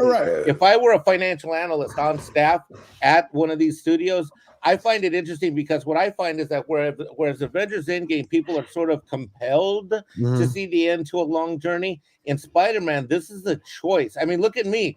Do I really need to see this thing a third? I didn't need to see it a second time. I saw it a second, Yeah, but you're looking at it individually. I mean, there's the groundswell of the positive force in the industry. That is exact. So what I'm trying to say, Jesse, is you are 100% right. What you have here with Spider-Man is an organic market growth of swelling interest that's being fed. I think you're 100% right, Jesse. Well, Mike, why do you think that you said during the week it performed better than Endgame? Why do you think that is? Do you think it's just because there hasn't been something good and there's a vacuum and everyone filled it, or it literally was because of the organic word of mouth? I think it's organic word of mouth. Okay. I think it's stronger than ever because, look, I'm out here in California. There's so much fear. Being out here in California and watching local news and national news, which I don't know, the news is different out here generally, but my God, there's so much fear mongering. And even when I was buying tickets online for the California theater for the second time, I kept not being able to pick seats for social distancing, one thing or another. It was easier to see Avengers Endgame than it is to see Spider-Man. Well, that was what I was going to say. Here's the difference here too. Is like, let's take that out of the equation. The whole, COVID mess. Like the word of mouth for Endgame was much worse than No Way Home, and I think that's where the effect came in the box office. Not to mention, like I said, this is during the middle of the week in May, right? Compared to Christmas, for Spider-Man, which does make a difference. So you got to give it that caveat. Okay. But I think if you kind of cross out the whole COVID thing mixed with the middle of May thing, I think that kind of, cancels it kind of balances it out. I mean, I don't know if you guys agree or disagree with me on that, but I feel like that whole nothing good in a long time thing for all of some of the, the nerd community, so to say. I mean, I got to tell you something else I found. For all the normies, it was really Ghostbusters. So that bubble was burst with that. So I think that Spider-Man is really just standing on its own legs and also getting that push. Okay. Yeah. What do you think, Valiant? Do you think Valiant? I was muted. Oh, I said Valiant. Do you think this is really standing on its own, or do you think it's a combination of the Christmas Vacation plus there's just been a long time without something this good? As far as No Way Home, I think it's a combination, but I think it has more to do with the fact that this is just a good movie that people wanted, that people desired. This coalesces 20 years worth of Spider-Man cinematic history in one film. Yeah. And it brings together the three fandoms that obviously some of that overlaps. A good bit of it overlaps. Right. Toby to Andrew to now. And look, a lot of the criticisms and this is what I find the most amazing, and this is what I find the most brilliant part of this. A lot of the criticisms that the people out there that have had for the Tom Holland Spider-Man have now been washed aside. Right. And this was the maturing film that people were waiting for his character, and bringing in how they did the other characters, and that really didn't step on Tom Holland's character. Everybody had their space. They did. I thought this was pretty well written. The way it was constructed. And everybody's been very happy with this. Oh. I think a lot of this just has to do with the simple fact that people were anxious. Number one, Spider-Man's Marvel's biggest character of all time. And people were anxious for something fun like this. And they were given something they wanted to see. Right. They were made happy by it when they walked out of the theater. Everybody was happy. Yeah. We saw this in Math. We saw this with Intelligence, with Post-Track, with ComScore, all these audience demographic polling groups that take these audience metrics and report it across the board demographically, ethnically, age groups. Everybody loved this movie. And I think that's why we saw articles in the last 24 to 48 hours from places suggesting that the insiders are still projecting this movie to reach in the $1.75 billion. You think it's going to hit two? Range. Oh, it might hit two. I hear people keep saying two. I said I thought the $2 billion was in the conversation after its opening weekend, and I got flack for it. And then, since then, in the last week, it's funny how the experts have been jumping on the bandwagon. All right, here's another one for you. A week after it was released, Spider-Man No Way Home does 24,755,000. A week later, it did Monday and Tuesday in game 22 million. Right. Half of that. Well, that going back to the SCOTTI thing, he's bitching about the drop off. I'm like, bitch. Wait, Endgame didn't the second Monday of Spider-Man. The second Monday of Spider-Man did almost $25 million. Right. That was like the first Saturday for fucking Shang-Chi. Shut the fuck up. Like, here's the beauty of it all. That's why you have Mendelson. It keeps trying. I'm sorry, was some. No, I was going to just say, that's the beauty of the whole thing against Mendelson is, when it comes to Marvel this year, this movie has now outgrossed Black Widow, Eternals and Shang-Chi put Combined. together. Yeah, I know. And not for nothing. I don't trust You know what? anybody who's named after If not you want a doctor. 20-year veteran of the No. financial planning industry, if you want a 20-year stockbroker, a 20-year financial professional to run your goddamn Hollywood division at your magazine instead of Scott, email me. I need you guys to clear something up for me. Did anybody else? I saw it twice. Did anybody else? You know, when I originally saw the Amazing Spider-Man 1 and 2, I loathe those films. I loathe them, and I actually feel bad after seeing No Way Home because Garfield impressed the hell out of me. I told Script and I talked about it. A little emo, but whatever. Yeah, but Script and I talked about it 2 weeks ago. I felt bad. I didn't realize the real power that a director and a writer could have. They could actually crater an actor's career. Like I didn't until this film, I didn't appreciate him. George, did you ever see Hacksaw Ridge? I've been told that twice. Well, I haven't to watch it this movie, so I'm going to watch it this movie. I've been told that he shines in there. He's good in the Facebook movie too. It's wonderful. But I want to get Culture's take on this too because in it. He's been awfully quiet, which is a rarity for Culture. So. Wow, I'm picking on you, brother. But you just came in here and you haven't had a chance to say anything yet. So what's your take on this whole Scotty Mendelson thing? I'm sure I would have asked you earlier, but he had the weakest take I think I've ever seen. Valiant in his breakdown of it was brilliant. Yeah. I mean, it was, and I think, I'm not sure who it was. It was probably you, Tom, who was saying that the concept of what he was doing was like comparing, an anteater to an umbrella when he was going through the numbers. Shark to an umbrella, right? But yeah, shark to same idea. I mean, it's like, okay, these things are unrelated, Scott. You're being disingenuous with your breakdown of the numbers in support of what was a middling movie at best. With the Shang-Chi and the Cock Rings of Doom or whatever. Right, and money. Culture, it didn't make its money. Look, at least you can fit 10 of them on there. Culture. It didn't make its money back, did it? Theoretically, it broke even or even performed above profit. Yeah. Theoretically, a lot of it's going to come down to how much the ancillary marketing was picked up by other entities like their partners.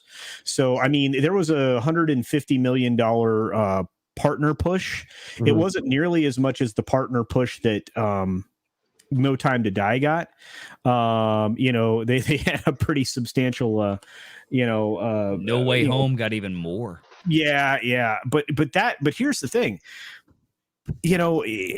How much and that's the thing, how much of that is actually on their plate. So I'm willing to say that maybe it broke even, George, but at the same time,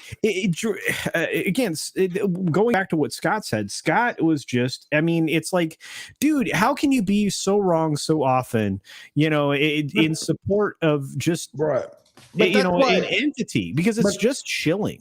But that's why but that's why I was asking earlier, what is the man's goal?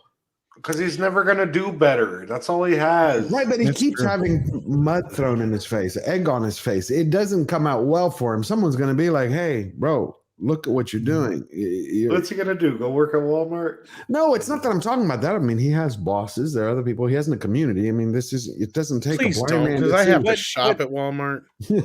But George, how many times do a lot of these guys not have someone above them or beside them that doesn't tell them what they actually need to know and what the truth is? Good point. And rather, the default point, and you're a business guy, I'm a business guy. Right. Far too often in corporations and in business, entertainment industry, and others, people tell people what to placate them. They give them opinions and to placate people and keep conflict down and attitude up, and Well, I guess he has no self-respect. I guess. Nah, he's Scotty. Dark King says the Monkeyverse needs to include Sun Wukong, Son of Wukong. Okay, like the Son of Kong. Gotcha. I can do that. And then Fanto asked the actual question we should be asking is, what does Scotty know? Not a lot. He doesn't know how to give bad takes during the course of the song, though.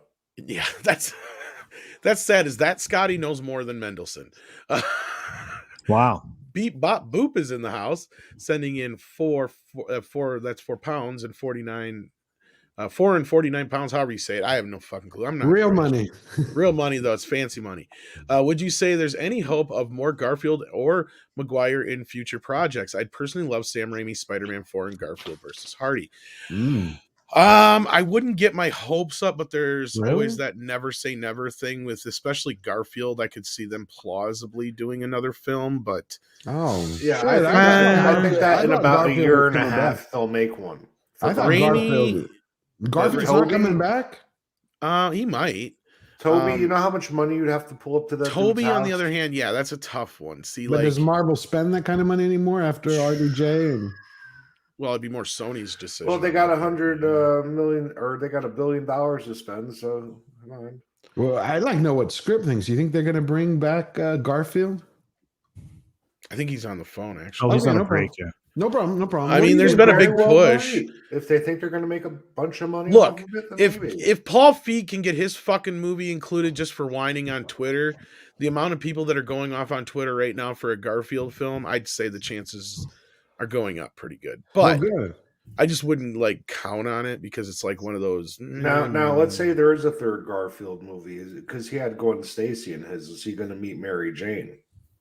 I doubt it. Well, here's my thing, you guys. Is that going to be a more Mary Jane than you have in him showing up in another? Like, I see what you did. Him showing up in another MCU film, I would see that happening before them actually giving him a proper Spider-Man film, because when you do that, that'll take away from Tom Holland's Spider-Man films. Why? Now with the multiverse open, especially after Doctor Strange. Because then you'll have two main features with Spider-Man in the title, and it can get confusing. But we do have that in the comic book series. You have multiple. Comic books and movies are two different things, though. Like you have to remember. But isn't the film audience evolving into knowing how comics work at this point? That's why I was going there. I agree, Jesse. That's what I was saying. What do you think, Valiant? Do you remember when there were 6 volumes of Wolverine out at once? How confusing was that? Yeah, I agree with Tom. I think the comic books and the movies are two different things. You have to realize the standpoint from production and marketing costs. Okay. When you're talking about a comic book, production and marketing costs are orders of magnitude less than what you're talking about. And they would never want to do anything to devalue one or the other in the market either. So maybe a series, so maybe a streaming series. That would be more of a possibility, Garfield coming back. There now you're talking a little bit more on point. Like that's a bigger possibility, because again, it's like this is why everybody's scratching their head about the whole Superman business coming up. And that's why we know only one of them is going to end up coming to theaters and the other one's going to end up being on HBO Max. And why most of us are like, yeah, Henry Cavill probably ain't coming back, because there's no way they're going to have two competing Supermans in theaters. There's just no way they're going to do it, because they're never going to chance a black Superman getting beat at the box office by a white Superman, on top of just the confusion that gets involved with that. Like, yeah, go ahead, Culture. No, I was going to say, because they know that's exactly what is going to happen. I mean, everybody's going to lean towards, and it has nothing to do with the racial aspect of it all. It has to do with the fact that everybody's going to lean towards Cavill's portrayal. And it devalues one or the other. Yeah. Right, well, he has an established fan base, let alone everything else that he does. Yeah, but besides that, I mean, everybody knows that Superman is a super Jew. It's another reason why they allowed Superman. Okay, here's another thing, guys. The moment they allowed Superman on TV, I knew the chances of us getting a regular Superman movie just went the fuck out the window. Because that's why they won't put Batman on TV in live action. Because they figured the moment they put him on TV in live action, it devalues the film. Like, why would I go see a movie of Batman when I can watch him on TV? Well, two different worlds, I guess. But I get what you're saying, George. But like to the people involved with the money side of things, gotcha. Like you're looking at like some very different like things. Like there's people like who are like, wait a minute, I'm investing in a Batman movie over here. That's devaluing what I'm doing because they're doing it on TV. Well, fuck them. You know, it does do great. Think of it this way. Perfect example, real quick, George, would be when Marvel tried to dive into the television side in the last several years, and they did Agents of S.H.I.E.L.D. Agents of S.H.I.E.L.D., exactly. And you watch that TV show, and it kind of gave you a headcanon of it's tied to the MCU, right, in the movies. But nowhere in 7 seasons or whatever it was of Agents of S.H.I.E.L.D. did they ever really tie into anything. Yeah. They never mentioned The characters. movies never They mentioned just them. in They the never first mentioned season, Iron just- Man, Thor. They yeah. never really mentioned. They like, oh, that Asgardian guy. I mean, that Yeah, was the they- closest they ever got. Shield's like They a did the dirty little first- secret. I'm Right, a but big they comic had it. fan. I would never watch that. They did have it the first season where they brought in Sam Jackson's Nick Fury, and they tied it to what's it, Winter Soldier, and At then first- Thor, Dark World, and then it just disappeared. They Yeah, launched first it there with was. that, but they didn't keep it Right. there because I they don't know had why. to keep that separate I because know of box why. office I know why. revenues. Well, Okay. there's that, and Jeff Loeb and Feige didn't see Well, eye to eye. yes, Well, that what there Well, was about there that. was the- that aspect too. What about the Netflix? That's the Hell's same thing. Kitchen? Jeff Loeb oversaw all that shit. So that's the thing is what you have here is Feige. The only reason he could, and this is what if you watch Andre's video from earlier, he actually gets into all this, but he actually says like Marvel could just get that stuff and do it that way and just say, hey, all this stuff happened and we're just continuing and pick it up from there. But they would have to buy all those series back from Netflix. Okay. Because right now they're stuck. Like they don't have to though. They can still use the characters. They just have to basically be 25% different. Okay, but why I guess I look at it from a business perspective. Why wouldn't they maximize their ability to make money with the film version and then the streaming series, since everybody's at home watching the show? This is kind of the first time we're seeing this in history like this, where we're actually seeing a film universe completely cross over with movies, even though it really hasn't quite touched it yet. Like, because we're still seeing a lot of the same shit in the MCU Disney Plus shows, where the Disney Plus shows are acknowledging the movies, but the movies aren't really acknowledging them all that much. Right. Not yet, anyway. It's the same thing with Shield. They never Up talked until about this point, though, George, the issue is that if one would tie into the other, then the big money maker, which up until the last couple of years has been the exclusive theatrical window, the box office stuff. Now, I'm not saying it still isn't. It still is. Right. Don't get me wrong. Okay. But when you look at Hollywood right now, when you look at the financial analysts out there, what have they been so hard up on the last several years? Streaming numbers, subscribership, all this bullshit that, frankly, at the end of the day, when you look at the real numbers in the financial world, it's not panning out. Right. Because the profitability isn't there. And we got script back here. Failed. I think there's something that'll change, and I think that's why you're seeing, like, the closest thing we've had to this point is what Disney's doing on Disney Plus with some of these MCU characters. But notice they're not making a Steve Rogers show on Disney Plus. They're not. They're not making Tony Stark on Disney Plus. Right. That's still reserved for the movies. Exactly. That's reserved for the highest tier. Well, I appreciate you sharing that. Thank you. Well, actually, now we got script back here, George. He can probably give you a better overview of this. Like we've been kind of going back and forth since you've been gone, script, because the question brought up was, what are the chances of us getting an Andrew Garfield Spider-Man movie or a Tobey Maguire Spider-Man movie now? And I said nil to none, because it'll cause confusion in the market and it devalues the Tom Holland Spider-Man verse. Said it's basically the same reason why you'll never have a Batman on TV the same time they're making movies, right? Like it's kind of a nonchalant, or what's the word I'm looking for? Non-spoken rule, or what is it like script in Hollywood? Like, am I on the right track with that? Or also, he had mentioned the idea of doing it as a Netflix. I said Netflix series. I could see Netflix, it. I was saying series or something like that first. About 5 or 10 years ago, you would be 100% correct. But nowadays, Warner Brothers and other studios don't care. They just want content. So if they have an opportunity to do another Andrew Garfield Spider-Man, they'll do it. If they want to do another Tobey Maguire Spider-Man, they'll find a way to do it. Oh, great. They just have to see how much money you think it would take to make a Tobey one? Because I don't see that happening. I'd be surprised if it cost more than $175 million. Well, script, are you talking about like doing it in tandem on the big screen or in streaming? I was going to say, let him finish the original thought too, but yeah. Well, that all comes to that. Well, basically, Sony owns the properties technically of Spider-Man and the Amazing Spider-Man. And Sony doesn't have a streaming service anymore because their Crackle division is pretty much gone. It's been broken. They sold most of it out to Netflix, yeah. So the thing is that, they would most likely lean forward as a theatrical, and then they would do a distribution deal by streaming, and it would be in their best interest, unfortunately, to go with Disney Plus than Netflix to keep it all in one home. Netflix, I think, has the other 5 Spider-Man films, plus a couple of the more current ones at the moment, but I think that contract's up in 2023 or 2024. Not 100% sure. Okay. But I listen for this part here, the chatter that's going online and the way marketers think, which is they only look at the social media numbers, they don't actually talk on the ground. They can see a very secure and safe investment in doing a Tobey Maguire Spider-Man film and an Andrew Garfield one. The problem being is that are they going to get a good enough team behind them to actually deliver on that speculative market? See, that's just it. So do you think it's better to just go with like a 10 episode Netflix series, because then they'd be able to not go so big, there'd be less. Sony doesn't have TV distribution rights for Spider-Man. That's all Disney right now. Yeah, so that's the thing.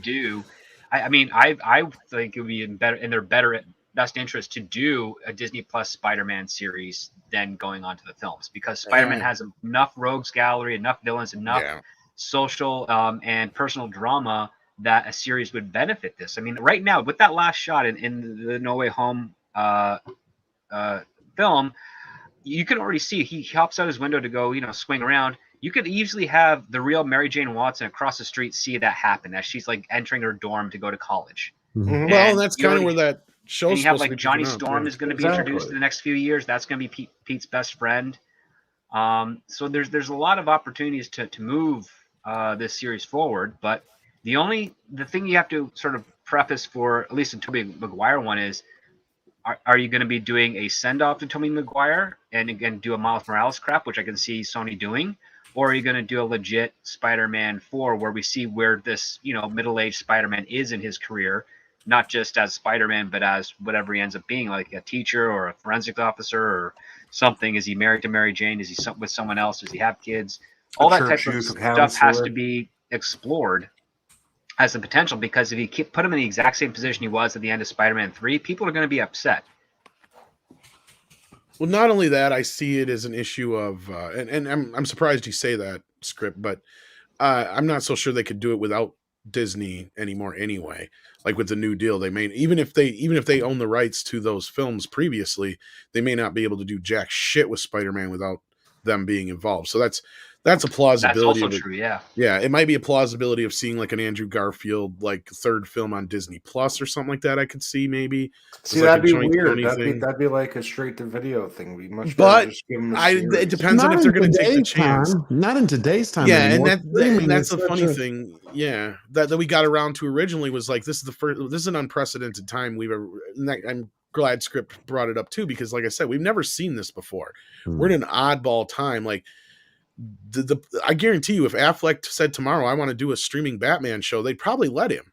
Yeah, right. Like, I mean, this is where we're at now. I mean, would. It'd be up to Discovery in the new year to determine if they wanted to keep it that way or not. Because all we're getting right now is rumors that Discovery is going to be doing a nice cleaning house of Warner Brothers, and we don't know who's going to be avoiding that chopping block. It might not be who we think.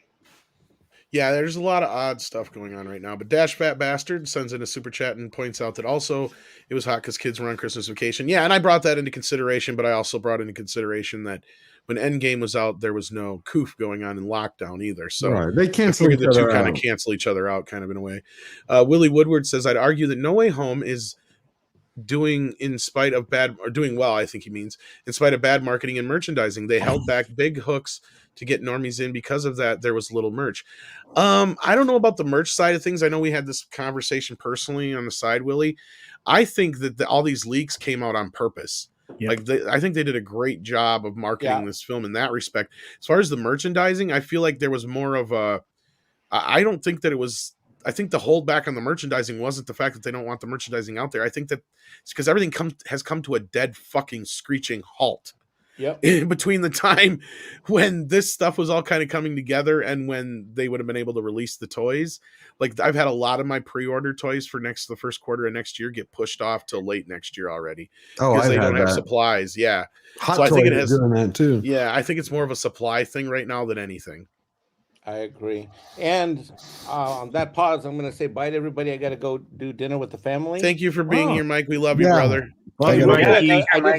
I wanted to shout out one of our loyal channel patrons. Check this out. Look at here at the bottom. Let's see if you can see his name. Can you read it, Tom? Thunderheart. Yes, and I just got his book. I'm about 50 pages in. Why does it look like he's writing a romantic novel? Now I can't say his name like that no more. Well, it's a great novel. It's about the smoking hot. It's about I'm not going to give away the plot, but it's a fun read, and I'm about 50 pages through, and it's called See Through Love. She when she gets near a guy, she goes invisible, and then she runs into this guy who actually is a teacher, and it's there's a lot of angles to it. It's not there's a lot of weird kinks to that. yeah. It is really a fun read. I'm having a blast. I started it when I got on the plane, and so I'm about 50 pages in, and so I'm gonna keep going. Just want to shout out Rod because he's been such a wonderful supporter to you, Tom, and to Midnight's Edge After Dark. Well, congrats, Rod. Yeah, see you guys later. I got take care, Mike. All right, good night. And also, George has to leave us as well. Thank you for being here, George. We appreciate that. Thank you for having me, and thank you, everybody. Valiant Script Culture, always great to see you. Jesse, great to see you. Thank you, Tom. Thank you, chat. I hope you have a wonderful week and a great new year. I'll see you soon. Good to see you, George, man. Love you guys. Love it. And the regular band is here. Infinite Wanderers in the chat says Sun Wukong is the Monkey King from Chinese mythology. Look up Journey to the West sometime. I would love to see the Son of Kong, though. Yeah. Okay, I never saw Journey to the West. That would explain it. But all right, I'll look into that. That is awesome to know. And then I think we're almost caught up on Super Chats. We got a couple more here. We got Beep Bop Boop. Sends another one, says Warner Brothers made a big mistake when they got rid of Snyder. I respectfully disagree. I was going to say, I think the mistake came not so much getting rid of Snyder, but not getting somebody in there with a much stronger somebody voice to help Snyder. Yeah. Snyder is a wonderful cinematographer and special effects consultant, but again, I put it out there on the last stream. I've still yet to get the response. He is not a director that can get a good performance out of an actor. The actors are doing way more work on their part, and Snyder's just there shooting it. And he also copies a lot of stuff. Like he copies the Wachowskis because he doesn't like. You think Snyder does the slow mo? Who did it first with the Wachowskis? And I mean, that's just him. And you can love 2 words. Bullet time. Yeah. I will have I have no complaints if you like Zack Snyder's films and stuff. You are welcome to do so. I support that. I've been to one of his sets over when he was doing 300. I didn't get to meet him at that time. I met him a few years later. But I mean, people are having fun on that, and it looked like a well-run set. But I don't think he is the right perspective for DC because DC, unlike Marvel, DC is a bit more of a fantasy, like is a bit more on this fantasy side of things. They try to reconcile realism with fantasy because you've got like a space cop, Green Lantern, like that's a fantasy type of character. You got Superman, an alien from another planet, that's science fiction. You got Batman, that's detective and film noir-ish.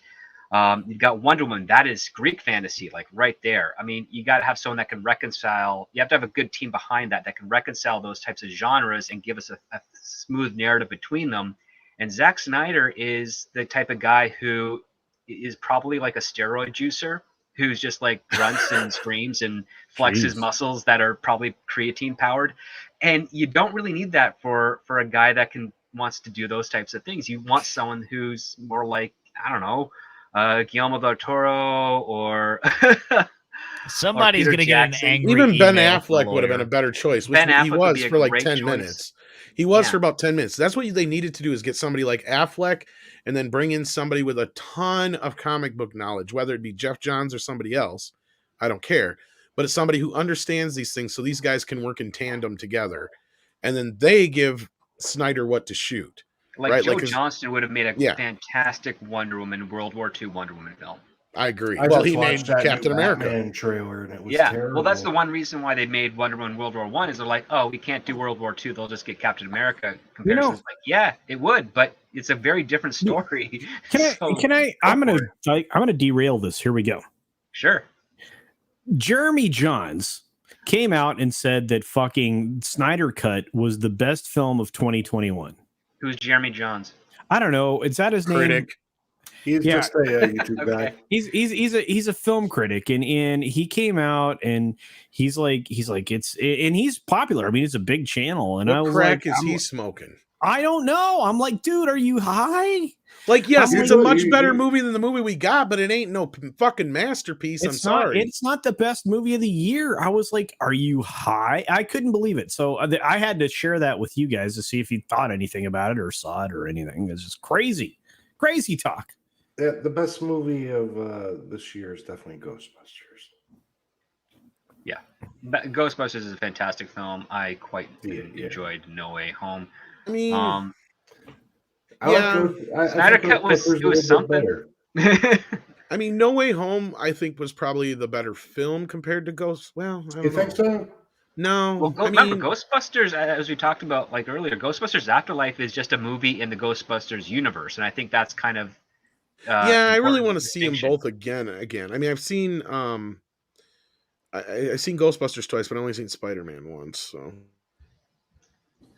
yeah, and I just watched this new Batman trailer. Right, this trailer is like 2.5 minutes for this new Batman movie, and I would watch it if this dude and this chick weren't in it. I watched the trailer too. I don't really see anything Batman-y about it. I don't like his car. I don't like his suit. I like the idea that they're doing the Riddler. But is it really the Riddler though? It's like some David Lynch fucking version of the Riddler. David Lynch Riddler would be fantastic. Actually, it'd be better than this. You're right. I have very little interest. When you're talking to Riddler, I want a motherfucker who's wearing a suit and a bowler cap. Is that too much to ask for? Well, that was one of my disappointments with the third Batman film with Nolan. Because, I'm like, why the fuck did you pick Bane other than, oh, big deal, he's the guy that broke Batman's back. Whoop-de-fucking-do. It's just like everybody goes to Doomsday. It's like, whoop-de-fucking-do. Like, give me Parasite, man. Exactly. Give me somebody who's actually interesting. Because Nolan, have you ever seen Insomnia? That motherfucker could have given us one of the most interesting fucking Riddlers we've ever seen in a real grounded world. And that's where I feel like that third film went completely off the rails, and I felt like that was where it had to go. I don't know if you agree with me or not, Script, but I know you're to a point. I mean, Nolan didn't want to make the third one, but he couldn't do the other two movies that he wanted to do with Legendary unless he did it. So he really phoned it in there. But I mean, if you'd have had a guy like what's his face who played Lex Luthor Jr. John Cryer? No. Lex Luthor Jr. and fucking. I know. What's his face? Facebook Kid. Facebook Kid from Fox TV series. Oh crap! What's his name? He said John Cryer, and I'm like, Ducky. Yeah, that's Ducky. Well, John Cryer played. No, but I'm talking about dumb shit kid who played Lex Luthor in fucking Batman v Superman. Oh, he'd have made a perfect Riddler in a fucking Nolan movie. Like a more serious. Leonardo DiCaprio would make a great Riddler in a Nolan movie. And they already are friendship. I mean, that would have knocked it out of the park. Now that I know how tall DiCaprio really is, he'd have made a decent Batman in a young Batman movie. Like, I'd rather see him in this shit, even though he's older than Jesse Eisenberg. Thank you, guys. Yeah. Oh, yeah, that's the name. Jesus. Because I didn't realize how tall Leonardo DiCaprio was until recently. He's like 6 foot something. It's like he doesn't look like it. No, he doesn't. Is that Hollywood 6 feet or real? It might be Hollywood 6 foot, but he's taller than. I'm pretty sure he's around my height, or a little bit shorter. How high are you? Like 6? I'm just shy of 6 feet. I'm like 5'11" if I don't slouch. Well, that's the thing too. Is like my thing. I'm supposedly 5'10", and when I get measured, that's what it's like. Like I feel like I'm more than 5'9" or 8, so I have no idea. But beep bop boop. That's a loaded statement. When you get older, Tom, I'm just warning you. When you get older, you get short. I get measured almost every time I go to the doctor, though. That's How what often she said. are you going to the doctor? A lot. Stay out of there. Not as much as I should, but Dash Attack says if Morbius succeeds, would they unleash Rogue's gallery of Spider-Man characters like Kraven, Stargod, Man-Wolf, Black Cat, etc., whether own MCU? They already got Kraven casted. He was supposed to be something with Black Cat as well. Black Cat has been in the works for a while, yeah. I'm really curious about Morbius because there is a She-Hulk story where she represents Morbius and gets him off for some of his murders. She might even be in the movie. Well, that's the thing. There was a bunch of crossover shit in Far From No Way Home that got edited out, and I think that was just because they weren't totally sure how things were going to go yet. But going forward, I wouldn't be surprised if there's more crossover. In fact, I had heard some rumors that Morbius might actually take place in the direct MCU universe. So I don't know. I have no idea. Well, it should now. Well, the only thing that was weird about Morbius is in the trailer in the background on the mural, it's Tobey Maguire's Spider-Man that's on the mirror that says. But that costume, I guess, looks a bit closer to the one that ended the movie on. Yeah. Well, it's weird. It's hard to say because it's a picture from the fucking video game of all things. Yeah. Well, I mean, it's definitely the model of it and with little alterations, but not much. Yeah. But yeah. But no, I wouldn't be surprised if we get a lot. We're gonna see a lot of Spider-Man stuff in the next couple of years, guys. Like, I wouldn't be surprised if they shift a lot of their focus to Spider-Man. It almost felt like they kind of were prior to this, and this box office is like, there's no way that this deal is going to end anytime soon. In fact, I'm hearing more and more rumors about things that are getting more solidified because of it. So, but as far as the Batman thing, did all you guys watch the new trailer? I know we kind of touched on it a little bit so far, but like, again, I'm like, they did a decent job with that deepfake of Pattinson's face on top of that stuntman's body. Thank you. Yeah. I hated this with the passion of 11,000 Burning Suns. This was the worst trailer yet. Why does Bruce Wayne look like the Joker from the Joaquin Phoenix ones with AIDS? Oh, wow! Because he didn't want to work out. I don't want to work out. He looks like a skinny, pasty, greasy. Because that's what he is. Yeah. To a point. I mean, he does clean himself up, but like, not for this movie. He's method acting or something. But I mean, we've seen enough. Did you say method acting or meth acting? You've seen enough behind the scenes stuff that every stuntman in the Batman costume has those registration markers on his face. Yeah. So Pattinson's not doing any of the stunts. He's barely in the costume. I guarantee you, it's all just basically photo mapping and. No, you're right, Script. All the stuff I've seen come out from behind the scenes, I have not seen one picture of him yet. It's always the fucking stunt guy.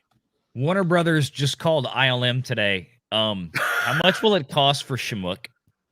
So, yeah. No, I have no faith in this movie. It could be decent. Could be decent. Dude, sparkly Batman. I've been saying it since the beginning. I was like, nah, thanks. It feels like it's just going to be Batman Begins all over again, though. It really does, because Pattinson is a good actor. I do like him in a lot of stuff, and I think he could have made a good Batman, but he's just not following any of the guidelines in question to be convincing. I mean, he's got emo hair. This is going to be a gay, romantic fucking comedy starring Catwoman and Bat Sparkles. No, thank you, dude. Look, I mean, this is. I feel like this is like this is going to be in line with Paul Feig Ghostbusters quality film. That's what I think this is going to be, and I hate to say it that way, but again, I will walk into the theater. I'm going to walk into the theater, clear my mind, and go in there as open as I possibly can, because I agree with Script. He's a great actor. I mean, he really is. He could deliver a great performance. I want him to deliver a great performance, but the last thing that they needed was to release a trailer where it starts to look like Catwoman is leading him around by his nose. Yeah, he also doesn't do any sort of Batman voice. He still sounds like himself. He sounds like a pussy. This is the weakest Batman voice ever. Vengeance. You have a lot of cats. Like that's one of the lines he's going to throw out there. Really, did you hear him talking as Bruce Wayne? He's just like, "Hi, can I?" Here's the problem if you date a chick with a lot of cats. She smells like cat piss. Hey, Yellow Flash sent out a great piece of information. Anybody want to buy IDW? It looks like it'll cost like $20,000 to buy that. Let's do it. Let's do it. $20,000 super chat. Do they have I make $20K while I'm pissing. Do they make those? I don't know. It's interesting though. I mean, wow. I'm looking at it right now and I'm going, okay, so their stock right now is down $48 in the last 5 years. So is that what we got to do? Is just buy all the stock? They are $1.93 a share right now. 59% of it. So we can pull a corporate takeover. Where's Mikey when we need him? He's busy. Damn it. I'm gonna say for the record, real quick, that hey, Mikey, can we borrow $25,000? Oh yeah, and you and all your lawyer buddies. Yeah. I don't know. Do we have any more topics to cover tonight? Not really. I think we're gonna be checking out here soon. Okay, real quick, the Cobra Kai a live show. It's coming. The official Cobra Kai is starting in like 9 minutes. Oh, is it? Yeah, it's like on their Twitter account and everything. It's like is that the cast. one that is going to live? It's or whatever? the badass Q&A upcoming. It's 9:30 Central Time, like coming up in 8 minutes. That. So 70s rock fan just sent us in a member chat and says, "I'm overwhelmed with indifference for the new Batman. If it's all emo and makes the Waynes into bad people, yeah, that's probably what it's going to do." No, yeah. Because the other part too is shit you don't need to get into. Andre has made good points. The director he doesn't like the director, and he has good reason to. And he also is from the J.J. Abrams camp. So, yeah, I mean, I kind of stuck up for him for a while because I'm like, oh, I love the last two. I even felt like the last two 8 movies were better than the first one. But then I got to remember, he didn't set up that universe, right? Like he's just working off of somebody else's universe. So. I don't know. And yeah, I saw you sent me about something about Boba Fett Floral, but I could give a shit about it. I really don't care about Boba Fett. But it's coming. It's spoilers. Guess what? The baby and Han Solo are going to be in it. Whoops. Like that's really who gives a shit at this. Third Han Solo. Yeah. Well, it's just going to be DH. Real quick, we are 46 likes away from 300. We Come on, have kids. Almost 400 people in here. We can do this. Everybody hit the like button. Exactly. And if all and then if you don't want to watch Cobra Kai tonight, you can go watch it doesn't give your computer the viruses. Go watch Culture's videos from today, too. He's helping us out. He's going to help us buy. Does IDW even have any properties worth of shit? That's what I want to know. I think they're all licensed. I think they might be. If they have G.I. Joe, 20 grand if they did. I think they're all licenses, just the same. I don't think they can really. Yeah, they're just media holders at this point. Yeah, I think they just. As long as they're transferable, though. Yeah. Well, they may not be transferable. As long as you keep the name IDW. If I had $20 and a package of sausages, I could probably buy that company right now and kick Heather Antos the fuck out. Well, I mean, at least with Dark Horse, I can understand buying that because you have a few properties that are attached to it. I'm trying to think. I don't think IDW owns or created anything that's worth a shit. I don't think they do. And if anything that they have, they maybe have like a good deal with like a foreign printer for cheap runoffs. But I mean, I know how to find that on my own, so that's useless to me. It's just a shame. I mean, you have to think about it. I mean, at a period of time, IDW was like what you wanted to be, independent comic. You weren't one of the two big ones. Kind of very similar to Dark Horse. Dark Horse, same thing. It's a shame that they got purchased, but I mean, we'll see. Dark Horse was a fucking miracle. Well, as far as the Boba Fett Star Wars shit goes, the Big 2 era. I mean, dude, like. Look at Dynamite Comics. They suck. Well, yeah, but then you have great stuff like Peddlin' Pete over at Alterna, right? Oh, yeah. Pete Smetty's great. Yeah. Yeah, and that, that's a lot more family fare. It's not like the dark stuff. But, I don't know. There's some good stuff there. He has a lot of different titles, yeah. Who owns... Wait a minute. So who owns Valiant? John Apocalypse says they own 30 Days a Night. That's about it.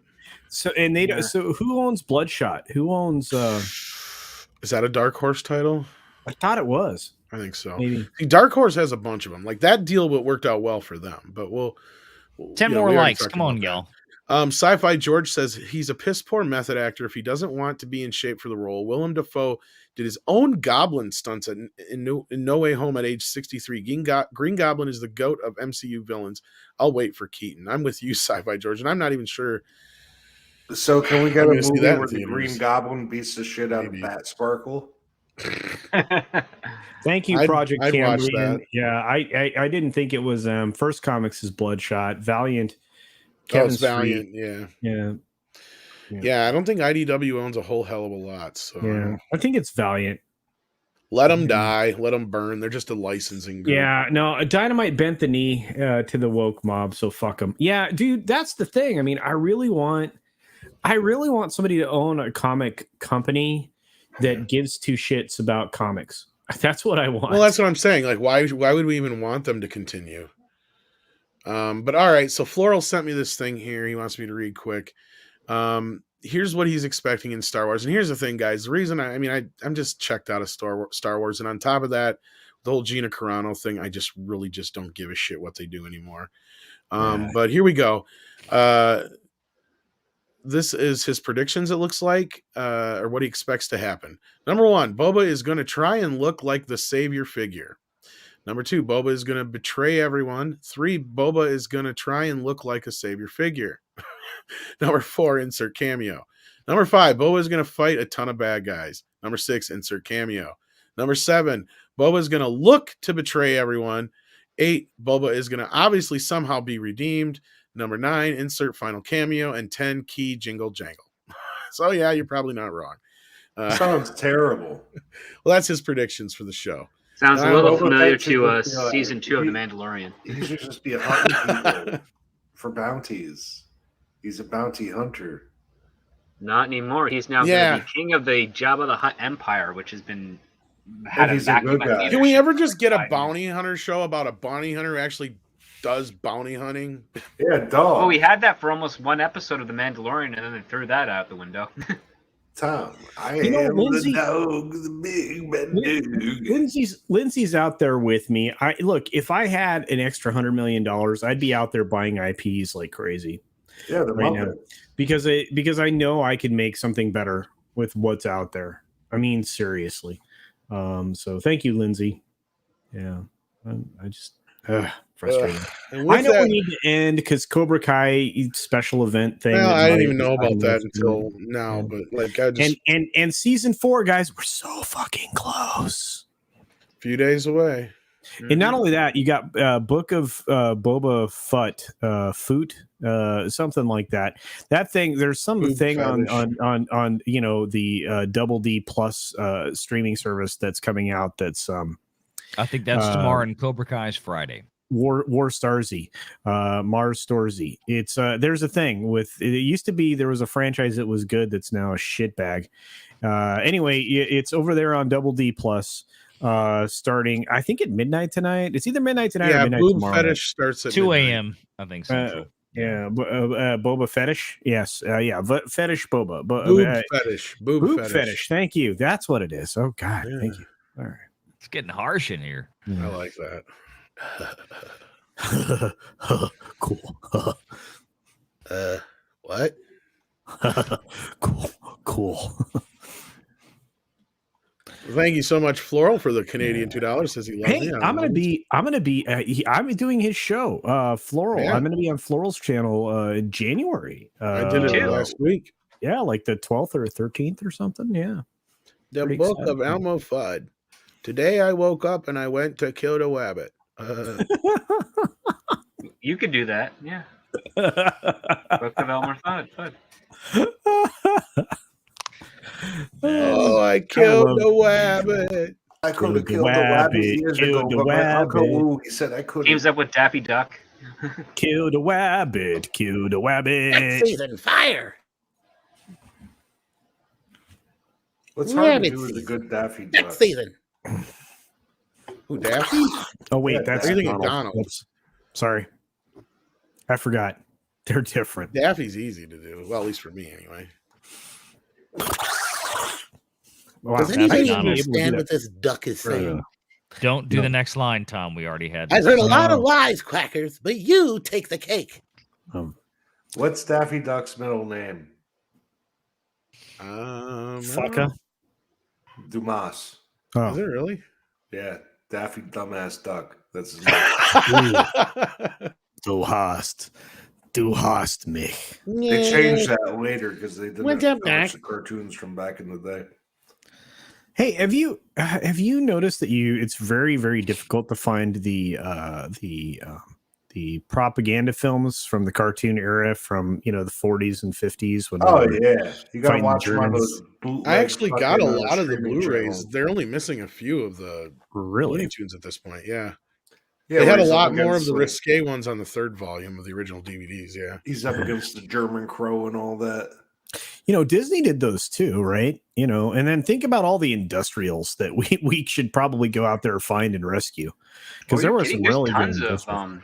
There's tons of war propaganda stuff, circa late 41, early 1942. It's quite fascinating to watch. Yeah, considering that it's the inverse of what's happening here in this country, right? Yeah, Daffy Duck went into the war and got PTSD, and that's why he was always had anger issues. Yeah, I got PTSD. Well, yeah, I Wow, mean, the whole Valiant, that was an unfortunate keystroke, my friend. Yeah. Well, the whole controversy with the Superman slogan of "Truth, Justice, the American Way" that was pro-war propaganda. 1942. Yeah, it was. George Putnam Ludlam wrote that line at behest of the United States government. There's because still up an until L that in point, culture. it was Okay. never-ending battle for truth and justice, and then he threw that in there, and that rallied things out for that. Obi-Wan Jablomi, you're my only hope. Well, thank you for that, Ben Dowdy. I take that as a very big compliment. I think I do a fairly decent array of the Looney Tunes. At least I try. You do a fine job. I just wish your Kermit was as good as mine. Oh yeah. We gonna go there? Apparently we are. Oh Lord. It's not easy being green. Clean your Having room. to spend each day the color of the leaves. When I think it would be nicer being red or yellow or gold or something much more colorful like that. You know, it's really easy to, sing things that I've done already, but what about things I haven't done, like rap, like stop, collaborate, and listen. Kermit's back with a brand new edition. Something grabs a hold of you tightly. Can you do that? Straight out of Compton, a crazy green fucker named Kermit. You know why? I'm Easy-E. I got bitches galore. You may got a lot of bitches, but I got much more. That was good though. Okay. I'll say, son, that was pretty good. I need to leave now. Valiant, we know you. Go watch your special event, Valiant. Yeah. Fuck. I gotta see that. I'm just kidding. Probably to go crash on the couch and watch it. Dude, Yeah. let me tell you, I have been valuing sleep lately. It's this rare commodity that I have been enjoying in abundance because of the holidays, and I might enjoy more of it tonight. Most of the time I get in bed or I lay on the sofa and I put headphones on and I watch or listen to YouTube stuff, and that's it. That's what I do. Yeah. I have a certain set of skills. I will find you and I will kill you. And I'll turn you into bacon. Yeah. Wow, Miss Piggy's in trouble. I could see. I mean, she divorced Kermit, and now he has to clean up her mess. Yeah, seriously. What is it with Kermit and pigs? You do a really good Grover, though. Yeah. I used to have a problem with that. I can't do Frank Oz voices as well. C is for cookie, that's good enough for me. C is for cookie, that's good enough for me. I used to be able to do the spot on. character from Avenue That's Q. good enough for me. Oh, Valiant is a downer. I used to actually be able to do like a spot on Miss Piggy, but I can't get my voice that high anymore. Squeeze your nuts. No, I just can't. I'm a downer, but I'll do the Cookie Monster from Avenue Q, which is much more entertaining. Oh, really? The internet is for porn. The internet is for porn. Grab your dick and double click for porn. Yeah. If you don't know I thought Avenue that Q, was everybody fucked out there up. go watch that one. Yeah, it's That's so great. Dude, that is that is the Wayback Machine, bro. You're dating yourself. Hickey That's Schmidt. fine. It's That's as 20 years bad ago. as that. Can I ask you guys a question real quick? Is Grover a handicapped adult? He's a monster. He's a little blue monster. No, I mean seriously. officially now he's he has autistic? jobs. Really? They made him autistic? Or something like that. Or was that Grover Elmo Norquist? or- He has jobs. And then he wears a cape and he pretends to fly around the city. Super Grover. Yeah. Didn't they make one of the Sesame Street Muppets autistic? Oh Lord. I Cooker hope does. not. Wait, Cookie Monster does Rammstein? Holy cow! No, Too that's harsh. on. Then it's not Cookie Monster. It's harsh, just bitch. Andre Cookie, doing you Cookie harsh Monster me. voice. You know, hey, Cookie. Du hast mich. I don't know. Oh, if you Lord. can do it. Ralph Macchio's retweeting it now, and Billy Zabka's Lord, talking. all right, guys. Okay, go watch the thing, y'all. everybody. Love Good y'all. Lord. Love y'all. Take Valiant, care of don't- yourselves and each other. Yeah. Check out Valiant's channel. Check out Script Doctor's channel. Yeah. Check out Culture's channel. Check out George's channel. Check out Jesse's channel. Who else was here? Did I miss anybody? Mike. The next one. Mike has was a here. channel. Check out Mikey, who's going to make Polly uncomfortable and enjoy the suffering of many because of Picard in the near future. You know what? I'm very concerned. I accepted this challenge. Whatever you're talking about. The Picard bullshit we were gonna watch. Yeah. If you guys head on over to like Geeks and Gamers, tell them we sent you. Otherwise, I think I'm going to try and check out the Cobra Kai thing myself. Valiant, send me the link for that. It's in Twitter. I just tweeted it. He Twitter-rated it. Yes, Twitter rated it. I'm Twitter hated right now, to be honest with you. I got a big feeling that Terry Silver's going to beat the shit out of one of the I've kids got a this year. feeling, And I think it's going to be Johnny's son. A Cobra Kai night. That doesn't sound right. I'm not Will I Am. Why do I gotta you got to sing Kung Fu Fighting and then just make karate lyrics over it. Wait, no, that's not it. Karate! Everybody was Kung Fu fighting. Those kicks were fast as lightning. In fact, it was a little bit frightening. They went with expect time. Something, I don't know. Fucking, yeah. Anyway, don't you know somebody who knows him or something like that, Script? I know. They just switch. I've worked with his lawyers. I remember you mentioning that before, yeah. Yeah. His lawyers must have a field day all the time. His lawyers are Austrian, so the English translation is quite shoddy.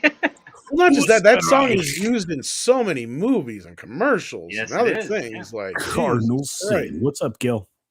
Look at all I'm the willing great to bet that. You know what? I mean, I always used to joke that "Bad to the Bone" was probably the most licensed song in movies. I'm probably wrong. It's probably Kung Fu Fighting. I don't know. AC/DC's "Shoot to Thrill" is. That's in a lot, but not as many as Kung Fu Fighting. I mean, Kung Fu Fighting is in so many movies. Yeah. Like all right, Bowfinger, even. You know what? We've been trying to end for 11 minutes. We do that all the time, though. Oh, all right. Just show some puppies and some cartoons. Yeah, there's marsupials places. There's somebody needs to find that. I'm watching Amanda and Carmen talk over here. They're hot. Y'all are. I still not, swear so that. They're just talking about how patient they are as characters, because that's the talking point they've been doing for the last 2 Screw seasons. you guys. I'm going home. I have registered your opinion.